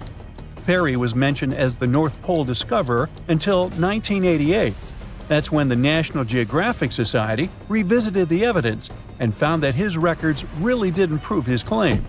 Cook's claim was neither proven nor disproven. Australian-born British explorer Sir Hubert Wilkins went on his first expedition to the North Pole in 1913.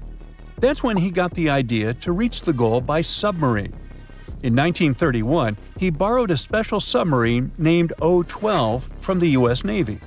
The future mission had 2 goals: to do scientific experiments while floating on ice and moving underwater, and to reach the North Pole by traveling beneath the ice. They planned to study the weather, take temperature measurements, and collect water samples from both the surface and the sea floor. The submarine Sir Hubert used was brought to a shipyard in New Jersey to be modified. They added the latest scientific equipment and changed the outside so the submarine could travel under the ice. On March 16th, the submarine left the shipyard to start its journey to the Brooklyn Navy Yard in New York. But even before leaving the Delaware River, they faced delays. A snowstorm forced them to stop at the Philadelphia Navy Yard, and they had to stop again to get more fuel. When the submarine was entering New York Harbor, a crew member who was just 27 years old fell overboard and drowned. The submarine was officially renamed Nautilus, and the grandson of Jules Verne, the author of 20,000 Leagues Under the Sea, which inspired the new name, was there to see it. Before starting their journey, the crew tested the Nautilus in different spots off the New England coast. They faced criticism and were already 2 months behind schedule, so they decided to head straight to England. During their trip across the Atlantic, they sailed into severe storms.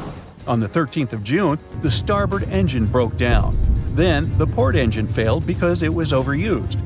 While crossing the Atlantic, Sir Hubert Wilkins kept radioing the submarine's position back to the United States. After both engines failed, they sent out an SOS. On June 15th, the USS Wyoming, a huge ship on a training cruise with naval students, reached the Nautilus. The Wyoming towed the broken submarine to Queenstown, Ireland, and then it was taken to Davenport, England for repairs. They had to wait for spare parts from the United States, which caused more delays. Once the Nautilus was fixed, they headed to Bergen, Norway, to meet the submarine science officers and get more equipment. One of the most important additions in Bergen was a diving chamber, which allowed them to lower scientific tools into the water through a special hatch. On August 5th, the Nautilus finally left Bergen and headed north to find ice floes. They had lots of delays because of mechanical problems and storms. One storm even made the submarine tilt at crazy angles. Finally, on August 19th, they saw the first ice floe. For a few days, they followed the ice's edge, looking for a good spot to dive. 3 days later, they tried to dive under the ice, but discovered that the submarine's diving rudders were missing. One diver went overboard to check and saw that someone must have broken off the rudders on purpose. This made Wilkins think that someone on the crew had sabotaged the submarine because they didn't trust the mission. Even without the rudders, Wilkins still wanted to do some of his scientific experiments. On the last day of August, they found a way to force the Nautilus under a 3-foot-thick ice floe. They had to fill the ballast tanks and adjust the trim. They managed to make more dives under this ice this way before the journey ended. After a few more days of trying to do research, Wilkins decided it was too dangerous to stay at sea. The Nautilus arrived at Svalbard, the Norwegian archipelago between mainland Norway and the North Pole, on September 8th, after going through the worst storm of the trip. They planned to go to a port in England, but another storm caused a lot of damage and made the engines fail, so they had to stop in Bergen again. After getting permission from the United States Shipping Board, the Nautilus was towed out of Bergen and sunk in a Norwegian fjord on November 13, 1931. In 1958, a U.S. submarine with the same name, Nautilus, became the first vessel that reached the North Pole by traveling under the ice. This Nautilus was much bigger than the submarines that came before it. It was 319 feet long and weighed 3,590 tons. For comparison, the other Nautilus was 175 feet long. Unlike other submarines, the new Nautilus could stay underwater for a longer time because of its special atomic engine didn't need air and only used a tiny amount of nuclear fuel. On July 23, 1958, it left Pearl Harbor, Hawaii on Operation Sunshine. There were 116 people on board, Commander Anderson, 111 officers and crew, and 4 civilian scientists. The Nautilus traveled north through the Bering Strait and only surfaced once at Point Barrow, Alaska. On August 1st, the submarine left the north coast of Alaska and dove under the Arctic ice cap. The submarine traveled at a depth of 500 feet, with the ice above it between 10 to 50 feet thick. At 11:15 p.m. on August 3rd, Commander Anderson told his crew, "For the world, our country, and the Navy, the North Pole." And the Nautilus went right under the North Pole without stopping. On August 5th, the submarine came up in the Greenland Sea, and then 2 days later, it finished its historic trip in Iceland. It was the beginning of the 20th century, and 2 rivals, Robert Scott and Roald Amundsen, set on their expeditions to become the first people in history to reach the South Pole. The race wasn't easy, and it ended tragically for Scott. Amundsen has won and set his tent on the pole before his rivals. A member of Scott's expedition known as Terra Nova, British geologist Thomas Griffith Taylor, not only survived the harsh conditions but also made an unexpected discovery. He found a waterfall of what appeared to be blood at the rocky base of the glacier, which now has his name, in 1911. It took scientists more than a century to figure out what is behind the eerie coloring. A team of American scientists journeyed to Taylor Glacier with powerful electron microscopes to analyze its contents. Previous studies had scratched the surface of the Crimson Enigma, but no one had previously done a full-scale analysis of its mineralogical makeup. These researchers unleashed a whole arsenal of analytical equipment and spotted little iron-rich nanospheres. These teeny-tiny particles, 1/100th the size of human red blood cells, originate from ancient microbes. They flourish abundantly in the meltwaters of Taylor Glacier. These nanospheres are jam-packed with iron, silicon, calcium, aluminum, and sodium, forming a unique composition that paints the subglacial water a vivid shade of red. These nanospheres don't have the usual crystalline structure found in minerals, which is why previous detection methods failed to spot them. Taylor Glacier's icy depths harbor an ancient microbial community that has thrived in isolation for thousands or possibly even millions of years. This discovery could help us in the search for life outside of Earth. Dr. Ken Levy, a research scientist at Johns Hopkins University, has some impressive expertise in planetary materials and the analysis of Martian samples. He decided to find out what would happen if a Mars rover landed in Antarctica. Could it figure out what makes bloodfalls so mesmerizingly red? So, researchers treated bloodfalls as a simulated Martian landing site. They used techniques inspired by the rovers exploring the red planet. The samples they collected were sent to Johns Hopkins processing facilities. There, Livy unleashed the power of transmission electron microscopy and revealed the enigmatic nanospheres. He made the conclusion that our current methods of analyzing other planets' surfaces with rovers fall short. They can't unravel the true nature of environmental materials, especially on chilly planets like Mars. These materials might be super tiny and non-crystalline, throwing off our detection methods. To truly grasp the essence of rocky planets, we'll need transmission electron microscopes. Strapping one onto a Mars rover isn't feasible yet, but it could mean a start of a new era in space exploration. Have you ever seen a waterfall on fire? Every February, when the stars align just right, Horsetail Fall in Yosemite National Park gets a sensational makeover. As the sun sets, its rays hit the waterfall at the perfect angle, transforming it into a blazing display of vibrant orange and red hues. We don't know exactly who and when discovered this natural miracle. The original valley dwellers may have known about it, but they kept it to themselves. It wasn't until 1973 that photographer Galen Rowell captured the first known photo of the waterfall, bringing it into the limelight. Since then, the firefall has become a global sensation, spreading like wildfire on social media and drawing crowds from far and wide. This magnificent cascade draws hundreds of spectators every year, but they can only see the show under certain conditions. First things first, Horsetail Fall needs a flowing stream.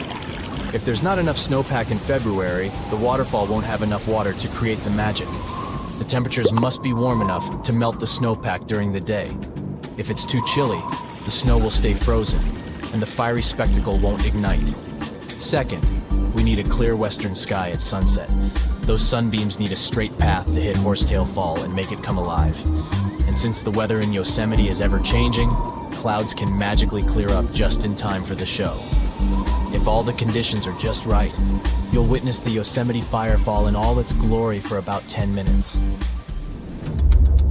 The mystery of the sailing stones in California's Death Valley National Park has puzzled scientists for years. Heavy stones seem to have a mind of their own and move across Racetrack Playa, a dried-up lake bed. They leave behind a trail on the cracked mud. There were all kinds of theories to explain this phenomenon, from magnetic fields or dust devils, which are strong whirlwinds, to mischievous pranksters. No one has actually witnessed these rocks in action, which only added to the mystery. In 2006, a NASA scientist named Ralph Lorenz entered the scene. He was studying weather conditions on other planets, but he couldn't resist the allure of Death Valley and those elusive sailing stones. He had an eureka moment while tinkering at his kitchen table with a Tupperware container. Lorenz filled the container with water, leaving a small rock poking out, and chucked it in the freezer. Then he placed this icy construction in a big tray of water with sand at the bottom and gently blew on it. The rock began to glide across the water, leaving a trail in the sand. Lorenz had been studying how ice can make big rocks float and move along tidal beaches in the Arctic Sea. Applying this knowledge, he and his research team figured out that, under certain winter conditions in Death Valley, enough water and ice could form to make the rocks float across Racetrack Playa in a light breeze. And as they glided, they left their mark in the muddy terrain. The River of Five Colors, Cano Cristales in Colombia, has the unofficial title of the most beautiful river in the world. For most of the year, it looks like any other regular river. The real magic happens between the wet and dry seasons, when the water level is just perfect. This unique river floor is lined with a special plant, and when the conditions are right, it bursts into a dazzling display of colors. Think vibrant reds, stunning yellows, and lush greens, all mingling with the blue water. It's like stepping into a living rainbow with 1,000 shades in between. This phenomenal display only lasts for a few weeks, from September through November. During Colombia's wet season, the river flows too fast and deep, covering up the river floor and denying the plant the sunlight it needs to turn red. And in the dry season, there's simply not enough water to support the vibrant life in the river. So you have to catch it at just the right time. The reason behind Maldivian beaches glowing in the dark at night isn't a mystery, but it doesn't make them any less impressive. It happens thanks to the bioluminescent plankton. These tiny creatures are like little underwater disco balls, emitting a cool blue glow when they are agitated or on the move. Imagine walking along the shoreline and leaving behind glowing footprints. You can even take a night swim amongst these magical plankton. Researchers have discovered that their bioluminescence is actually a clever defense mechanism against predators. When these microorganisms flash their little blue lights, it disorients and surprises their attackers. The plankton produces this light using a chemical called luciferin. These enchanting plankton can appear at any time of the year. The best chances of seeing them in all their glowing glory are from June to December. During this period, there's a higher volume of plankton in the seas of the Maldives, creating the perfect conditions for a luminous show after the sun sets and the night sky takes over. You'll only witness the magic of bioluminescent plankton when tidal currents bring them close to the shore in large numbers. It's hard to predict exactly when this spectacular show will happen, so make sure to do your research and prepare to take photos with a high ISO to capture it, exactly like it looks in travel catalogs.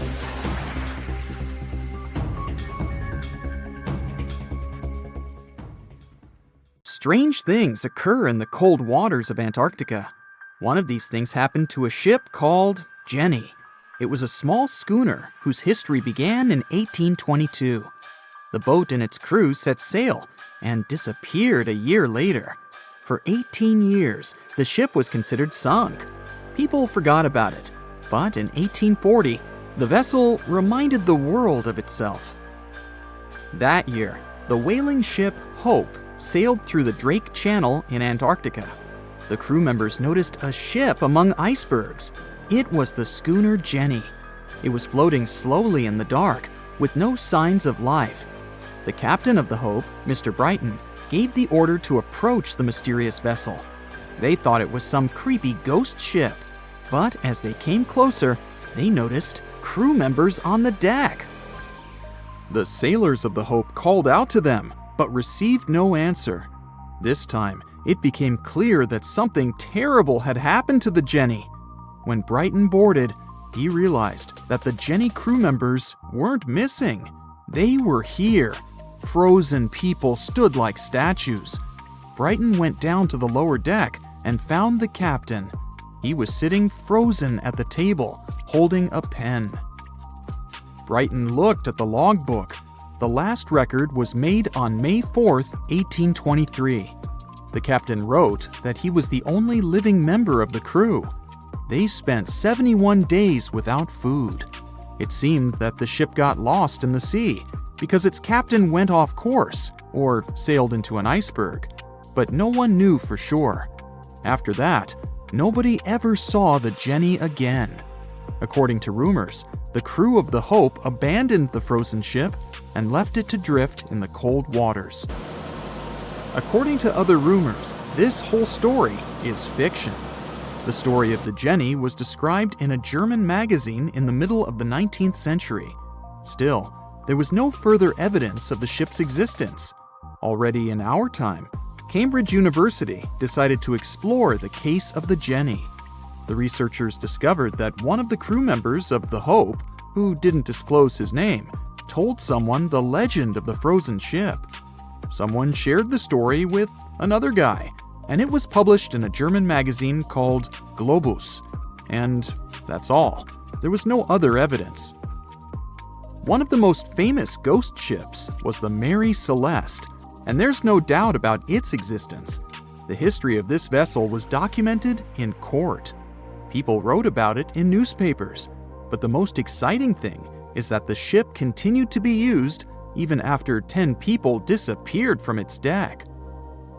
The history of the Mary Celeste began in Canada in 1861.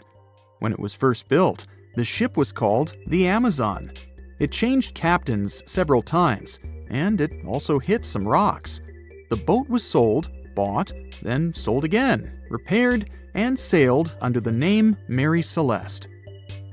In 1872, it had a new captain, Benjamin Briggs. He was a decent, brave man with a lot of experience in navigation. He had a beloved wife, a daughter, and a son. When he went on his last voyage, he took his wife and daughter with him, and his son stayed in America. In November of 1872, the Mary Celeste sailed from the port in New York with 10 people on board and disappeared. 8 days later, another ship, the Dei Gratia, also left New York and followed the same route. Dei Gratia's captain, David Morehouse, noticed the Mary Celeste and immediately realized something was wrong. The ship was moving too freely, as if no one was controlling it. The captain tried to contact the crew members, but no one answered him. Then, together with other sailors, he climbed aboard the Mary Celeste. The ship was in good condition. There was no damage. The hold was slightly filled with water, but it could be easily pumped out. Everything seemed fine, but one lifeboat was missing. The crew members' valuables were in their cabins. The cargo was in the hold. The supplies of water and food were untouched.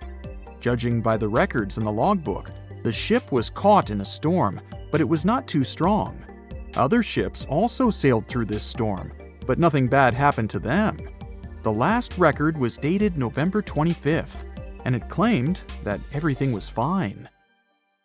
The sails of the Mary Celeste were slightly damaged, but perhaps it happened after the crew had disappeared.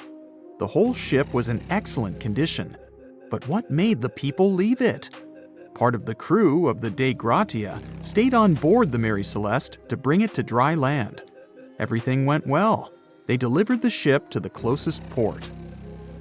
Next, the captain of the Dei Gratia appeared before the court and told about what had happened. However, the prosecutor and the judge didn't want to believe in the story of the Mary Celeste. They were sure the captain got rid of the ship's crew to get money for its cargo. According to the maritime laws of that time, if you found a ghost ship with valuable cargo, then a substantial part of this cargo belonged to you. So, many people thought that David Morehouse decided to earn some money. This version seemed to be more valid than the one about the mysterious disappearance of 10 people. Fortunately, no one accused the captain of committing a crime. They thanked him for his service and gave him a monetary reward. However, his reputation was damaged, which greatly affected his career, as many believed he attacked the crew of the Mary Celeste. But even after this terrible case, trial, and investigation, the story was not over. The Mary Celeste was still an expensive and efficient vessel. It sailed several times, but then one captain crashed it into the reefs to get insurance. The court revealed this deception and accused the captain of intentional property damage. The story of the Mary Celeste became famous all over the world. People began to build their theories, realistic and not. Someone believed the ship had sailed through the Bermuda Triangle, but this version was quickly refuted, as the route of the Mary Celeste passed thousands of miles away from the Bermuda region. Did the Kraken or another giant monster attack the ship? Nope. Since the boat was found in almost perfect condition, there were no signs of a struggle. One of the most popular versions was that the crew of the Mary Celeste stole some valuable cargo and sailed to Spain on the rescue boat. However, those who knew Captain Benjamin Briggs said he was a good, honest man. Besides, he had a son in New York, and Briggs would never leave him. A more thorough investigation revealed that a series of accidental circumstances could have caused the disappearance of the ship's crew. Before its last voyage, the vessel delivered coal. Perhaps the pump intended for pumping water got clogged with coal after that. And when the ship got into a storm, the hold filled with water and the pump broke. The captain couldn't understand the amount of water because numerous barrels in the cargo hold blocked the view. Benjamin Briggs assumed it was dangerous to stay on the ship during a storm, so he evacuated with the passengers on a lifeboat. Perhaps they were close to land and decided to sail there, but the storm intensified and overturned the boat. Also, one record in the log journal said that the chronometer was faulty. It was a device that helped to determine your location at sea using longitude. Briggs got lost and didn't know which way to sail. The storm was strong, and he couldn't determine whether the ship would sink. Perhaps Briggs decided to leave the ship in a rescue boat when he saw the coast of the Azores. The uniqueness of this ghost ship case is that, unlike many others, you can investigate it yourself. There's a lot of information about the Mary Celeste on the internet. There are documentaries and research articles. Perhaps you'll be able to notice something that others haven't seen and solve the mystery of the disappearance of 10 people. They say it's safer to get someone on the International Space Station than to evacuate someone from Antarctica in the winter in case of an emergency. So if you're wondering what it's like to be an astronaut but aren't ready to leave the Earth, consider the career of an Antarctica explorer. The desert conditions around the South Pole are much like those on Mars. The lowest temperature ever recorded here was almost minus 129 degrees Fahrenheit. You can find more meteorites here than anywhere else on Earth. Plus, there isn't any sunlight here for 6 months every year, just like in space all the time. So, NASA scientists use this land to test their space robots, to design the best astronaut meal plans, and to know what it would feel like to fly to another planet in complete isolation. The first people came here to stay on purpose for the whole winter in 1899. All 10 of them lived in a small cabin made of pine wood that was only about the size of 2 bedrooms. The windows were boarded up, and the roof was covered in sealskins. Heavy coal held it down to stop the wind from blowing it away. Even though it was tough, all the men survived except for one. More than 100 years later, the little hut is still standing and is the oldest building in Antarctica. Today, Antarctica has over 40 research stations that are open all year, and about 60 more that are used only during the warmer months. In the summer, up to 5,000 people live here doing their research. The places where they stay are much more comfortable than they used to be. No need for sealskins anymore. Belgium's futuristic Princess Elizabeth Station stays warm using sunlight and heat from people and electrical appliances. It's covered in shiny metal and built on strong rocks, with walls that are more than 1.5 feet thick. These walls have 9 layers of different materials like wool, paper, and wood. The temperature inside stays at a comfy 68 degrees, even when it's freezing at minus 58 outside. The eco-friendly station uses wind turbines and solar panels for power, and it makes more energy than it really needs. Brazil's Comandante Ferraz station is divided into 3 levels, kinda like a themed hotel. The top part is 30 feet tall and has bedrooms, restaurants, and other facilities to live comfortably. The middle part, which is almost 20 feet tall, is used for science experiments and maintenance. The lowest part, about 8 feet high, is where they store things and park vehicles. It also has video conference rooms, libraries, and living rooms. The station's height can be adjusted depending on the temperature and melting ice, so it stays safe and comfy for the people living there. This design also helps to minimize the impact on all the wildlife around it.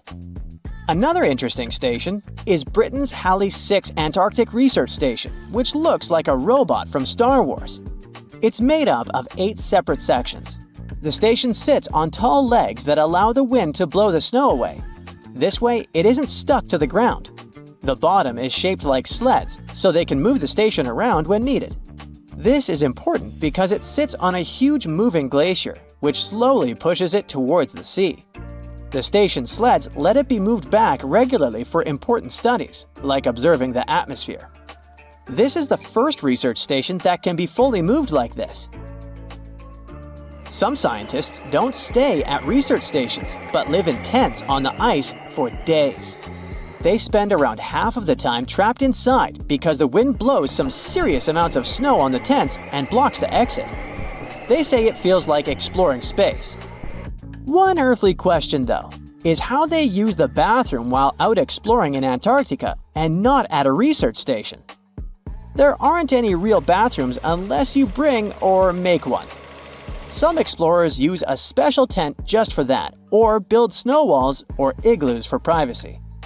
All waste has to go with them when they get back to the research station. You can't just leave the waste in the wild there, according to the Antarctic Treaty System that regulates all human activities. It could harm the local environment. So, at the end of the season, they send it back to their home country in special containers. so nothing stays in Antarctica. Each research station gets its freshwater in different ways. In the past, people had to shovel snow and ice into big tanks and then heat it up to melt it into water. Now they mostly pump water from a lake that forms when ice melts and store it in a heated building. On average, one station needs about between 2,500 and 4,000 gallons of water every day. To save water, people can only take 3-minute showers. When water is running low, they might only be allowed to shower every second or third day. Building new constructions in Antarctica isn't exactly easy because of snow that can pile up as high as a 1-story building, super strong winds blowing at 85 miles per hour with even faster gusts, and temperatures dropping really low. The weather only allows transportation for about 12 weeks each summer, so some stations take years to finish. Storing everything once it arrives is tricky too, because there's not much space and the weather is extreme. Most materials stay in their shipping containers, and for things that need to stay warm, they bring special heated storage containers. So, architects have to get creative with designs and try to use less building material. India's Baradi polar base, for example, is made from 134 shipping containers. These containers were used to bring the materials to Antarctica, and then they became part of the building itself, covered with a special insulated shell to keep it warm. In the future, scientists might build Antarctic bases that don't need much material from outside at all. In 2009, David Garcia from a Danish company had a cool idea called the Iceberg Living Station. This would be a base with many rooms, big enough for 100 people, dug right out of the packed snow or icebergs that have broken off from the ice shelf. A group of scientists from different countries spent 26 weeks together in the Rothera Research Station. Among them were a couple of Americans, an Icelandic mechanic, a few Germans, some Scots, and a Welsh speaker. They rarely had a chance to contact their loved ones back home because it was too expensive to call on the satellite phone. With just each other for company and not many things to do for fun, they talked a lot, during work, breaks, and while playing pool. They discussed everything, mostly weather, like the wild weather and icebergs. They all used English for communication. Over time, their accents started to change. They didn't notice it at first, but they were part of an experiment where they recorded their voices regularly. They would say the same 29 basic words, like food and coffee. When the recordings were sent to a team in Germany, they found that some of the words were pronounced differently. It was clear that a new accent was starting to form. They started to pronounce the OU sounds in words such as flow and disco differently. We normally pronounce it from the back of the throat, and in their case, it shifted to the front of the mouth. 6 months isn't such a long time when it comes to language changes, but such things happen when people are cut off from others. When they talk to each other a lot, they remember how the other person sounds and start copying it without even realizing it. This could help us understand why American and British English became so different. The people on the Mayflower were in similar circumstances. They were isolated when they traveled to North America. If you want to speak like an Antarctic winterer, here's some of their slang you can quickly learn. Fodplod means picking up rubbish. Fod stands for foreign object debris.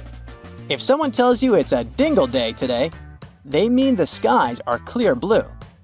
A smoko is a tea or coffee break. Gonk means sleep. And my absolute favorite is fox hat.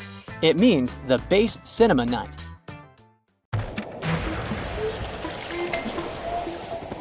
There's not much to do in Antarctica except scientific work. You could check out the wildlife, like some cute penguins and seals. And you'd get to see the occasional whale swimming around. Antarctica is one of the biggest lands out there that's only inhabited by scientists and researchers from all over the world. These scientists dug a hole through some pretty thick ice to study the ancient air and how the atmosphere cleans itself. They used a special drill and dug a clean cylindrical hole 450 feet below the surface. Some of this ice can be up to 800,000 years old and is a good indicator of what the climate was like in the past. It's like checking out tree rings to determine how old a certain tree is, except it's more complicated than that. After the effortless digging, they decided to drop some ice to the bottom of the hole to see what would happen next. They heard some really unusual sounds.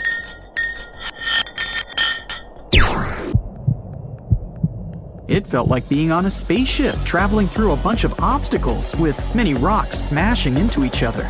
The pitches changed over the quick descent of the block of ice, ranging from high pitch and ending with a low heartbeat-like sound. The scientists were puzzled when they first heard this and dropped some more ice, only to find out that the same type of sounds were being produced, just in different variations. They couldn't tell what was down there, and, more importantly, why these kinds of sounds were produced. Antarctica boasts quite a few volcanoes, many of which are under super thick sheets of ice. Scientists discovered 91 volcanoes and claimed there could be more, potentially making it the most extensive volcanic region in the world. While they were doing regular scientific research, they came across many unmistakable large cone-shaped figures underground. Some were as deep as 2 miles in the ice. Some of the peaks were over 3,000 feet tall and dozens of miles across. But on the surface, it's as plain as a sheet of paper. They may have dropped that block of ice inside an actual volcano that they were standing on, but it's unlikely.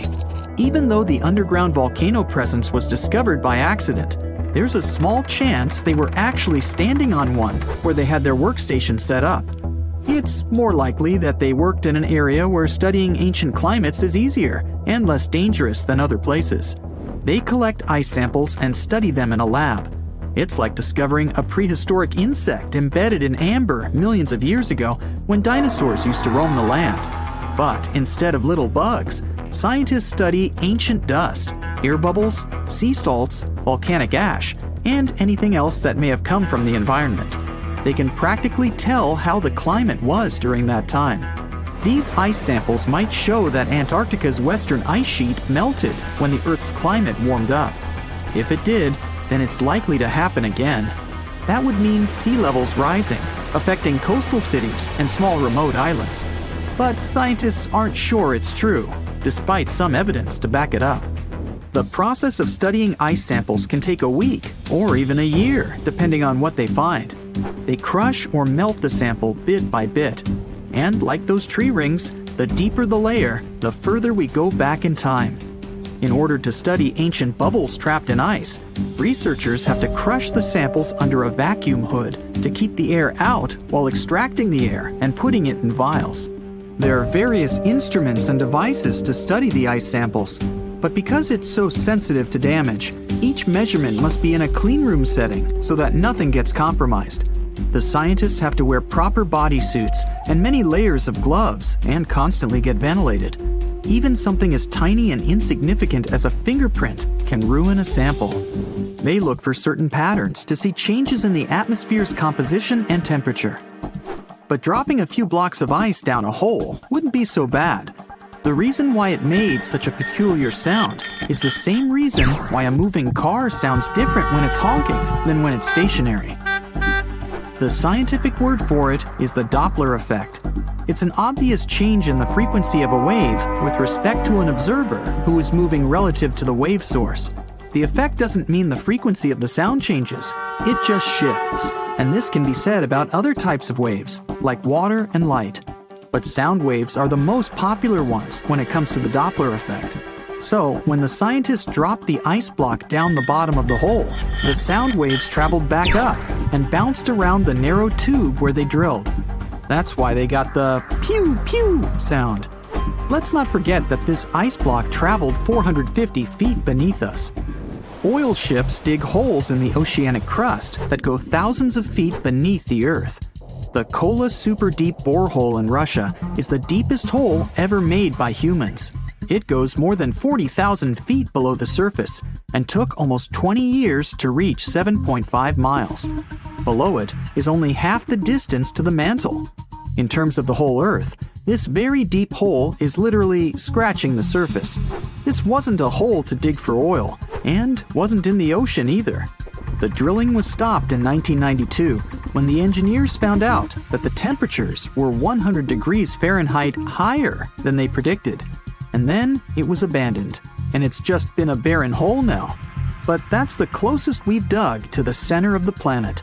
The scary thing is that some of the workers on the site could hear voices coming from within. All the way in Yemen, an ancient hole exists in Barhout, in the east of the country in the middle of the desert. It's actually closer to Oman than to the capital Sana'a. This hole has puzzled experts and locals. Unlike the holes in Russia and Antarctica, this wasn't man-made. Or was it? It's been around for many years, and the locals try to steer away from it. They don't even like talking about it, since they claim it brings bad luck to those around it, or to whoever utters its name. They claim it was created as a prison for spirits, but many rule that out. The hole is 98 feet wide and somewhere between 330 to 650 feet deep. You can also hear strange sounds coming from the inside. But according to some scientists, the well has little to no ventilation and barely has any oxygen down there. So it's unlikely that anyone or anything lives down there. The Challenger Deep in the Mariana Trench caught some low-pitched grumble sounds in March of 2016. Some of these grumbles were followed by screeches. They caught these sounds in a span of weeks, using a titanium-encased microphone so that the immense pressure of the lowest point on Earth wouldn't crush it. They had to lower it slowly as well, since it's 1,000 times the atmospheric pressure at sea level. For 23 whole days, the microphone recorded typical sounds of whales passing by and boats sailing across from above, and even rumbles of nearby earthquakes, but they still couldn't determine what caused those initial sounds. The researchers couldn't understand if the noise from the bottom of the Mariana Trench was caused by humans or was natural. They also wanted to know if these sounds affected marine life, like dolphins and whales that rely on echolocation. They still can't figure it out, but scientists estimate that the ocean is about 10 times noisier than it was 50 years ago. With technological developments in shipping, submarines, and underwater construction, the ocean will only get louder with time. Northern lights come with sounds, which nobody talks about. They're usually audible when the auroras are at their most powerful presence. Scientists were always puzzled as to what caused the faint popping and crackling, even though they were very far above us. They used some special microphones and found out that the sounds came just 230 feet above us, which is pretty low. They're caused by electrical charges gaining power in a specific region of the auroras. The electrical charges are disturbed by magnetic storms that fire up the northern lights. As a result, some tiny sparks are released into the atmosphere, causing the faint crackling and popping noise. The plane broke into 3 large pieces and crashed onto the hillside, scattering parts all over the snowy ground. The wings ripped off, and the main body of the aircraft split into 2 parts. Flames crackled from what was left of the airplane. 7 out of 9 crew members survived the crash. They were all part of the 1946 U.S. mission to map the Antarctic continent. There were 13 ships, 23 aircraft, and 4,700 people to do the job. They only had 2 months of summer down there before the weather got too bad. USS Pine Island took 3 seaplanes on their mission. One of the planes, called George 1, had a crew of 9 people. They went on their first 10-hour mission. Later, when it was time for the second flight, the weather got worse, with stormy seas and low visibility. But they decided to take the chance and fly anyway. It was supposed to be an epic adventure, and even the captain of Pine Island joined the expedition. The pilot, Ralph Frenchy LeBlanc, was very experienced and not worried about the weather. The plane was tied to some small boats, but the waves were so strong that the lines holding it were damaging the plane's metal body. Crew members had to attach 4 special rocket boosters, called jet-assisted takeoff bottles, to help the plane lift off. It managed to do so after a run of about 5 miles, but got straight into a blinding snowstorm. James Robbie Robbins was just 19 years old back then, but already had 1,500 hours of experience as a radar operator in that type of seaplane. He once successfully flew 9 hours through thick fog and clouds in Greenland, so he trusted his abilities. The radar showed a mountain range 20 miles ahead and icebergs spread out, and it was all correct. They had to stay low to take photos for mapping, and it was impossible in bad weather. So the pilot decided to turn the plane around to head back to the ship. Suddenly, the plane hit something. At the time, they didn't know what it was, but later they realized it was a snow-covered ridge that was hidden and couldn't be seen on radar. The loud bang shocked everyone on board. The pilot and co-pilot quickly pushed the plane's controls to try to lift it back into the sky. But just a few seconds later, the fuel tank in the front of the plane blew up. Collapsing with a ridge likely cracked one of the fuel tanks, so the gas started to leak. The fumes from the gas might have been set on fire by an electrical spark or the plane's hot engines. The blast was so strong that it broke the plane into 3 parts. The pilot was hurt and stuck upside down in the burning front part of the aircraft. Some of the other men were also badly injured. Some crawled out of the wreckage, and others had been thrown out into the snow during the crash. Most of them couldn't even remember the bang or the impact. The crew managed to pull the trapped pilot out of the wreckage and put him into a sleeping bag inside the back part of the plane. They also tried to help Frederick Williams, who was severely injured. They placed him on a piece of debris to keep him still and wrapped him in blankets to keep him warm. Unfortunately, even though they did their best to take care of them, Williams passed away a few hours later. Sadly, the navigator and the radio man didn't survive the crash either. 3 crew members had only one blanket, so they took turns staying in the middle where it was warmer. For the first 3 days, the weather was really bad. It snowed a lot, and the sky was super dark and cloudy. The crew started looking through the wreckage for anything useful. Near what used to be the back part of the plane, they found 3 big boxes of pemmican. It's a kind of emergency food that has everything you need to stay healthy, but it's not the most delicious food on Earth. Each box had about 100 paper cups filled with this special food. They also found better food in the flight rations. There were steaks, potatoes, canned veggies, bread, butter, salt, pepper, sugar, canned milk, a few cookies, and even 2 big cans of peanut butter. They had enough food to last for a while, and they figured the pemmican would help them get through the long, dark winter if necessary.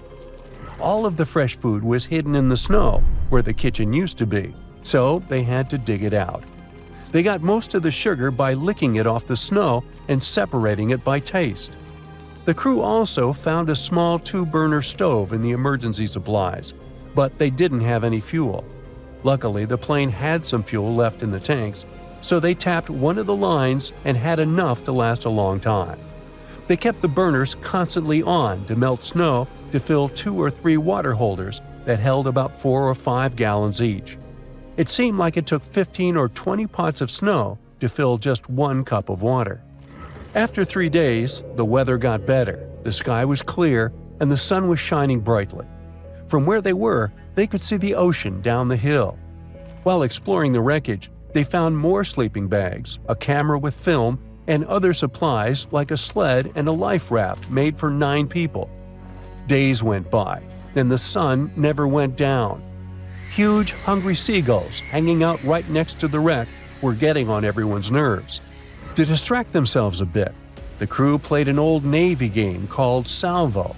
It's like a battleships game for 2 players, where your task is to find and defeat all the ships of your rival. They also took some photos of everyone and the wreck from different angles with a Brownie box camera they had on the plane.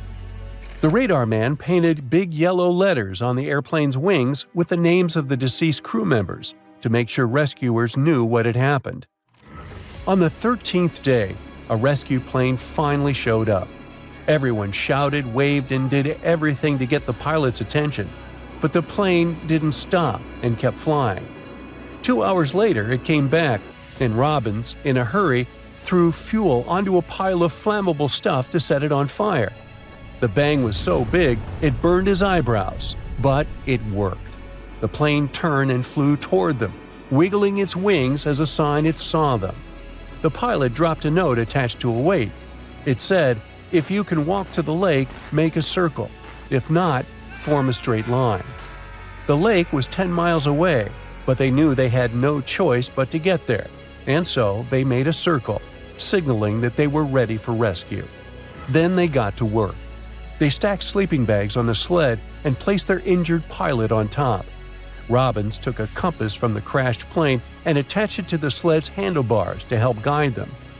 3 men pulled the sled while another walked behind, making sure they stayed on track.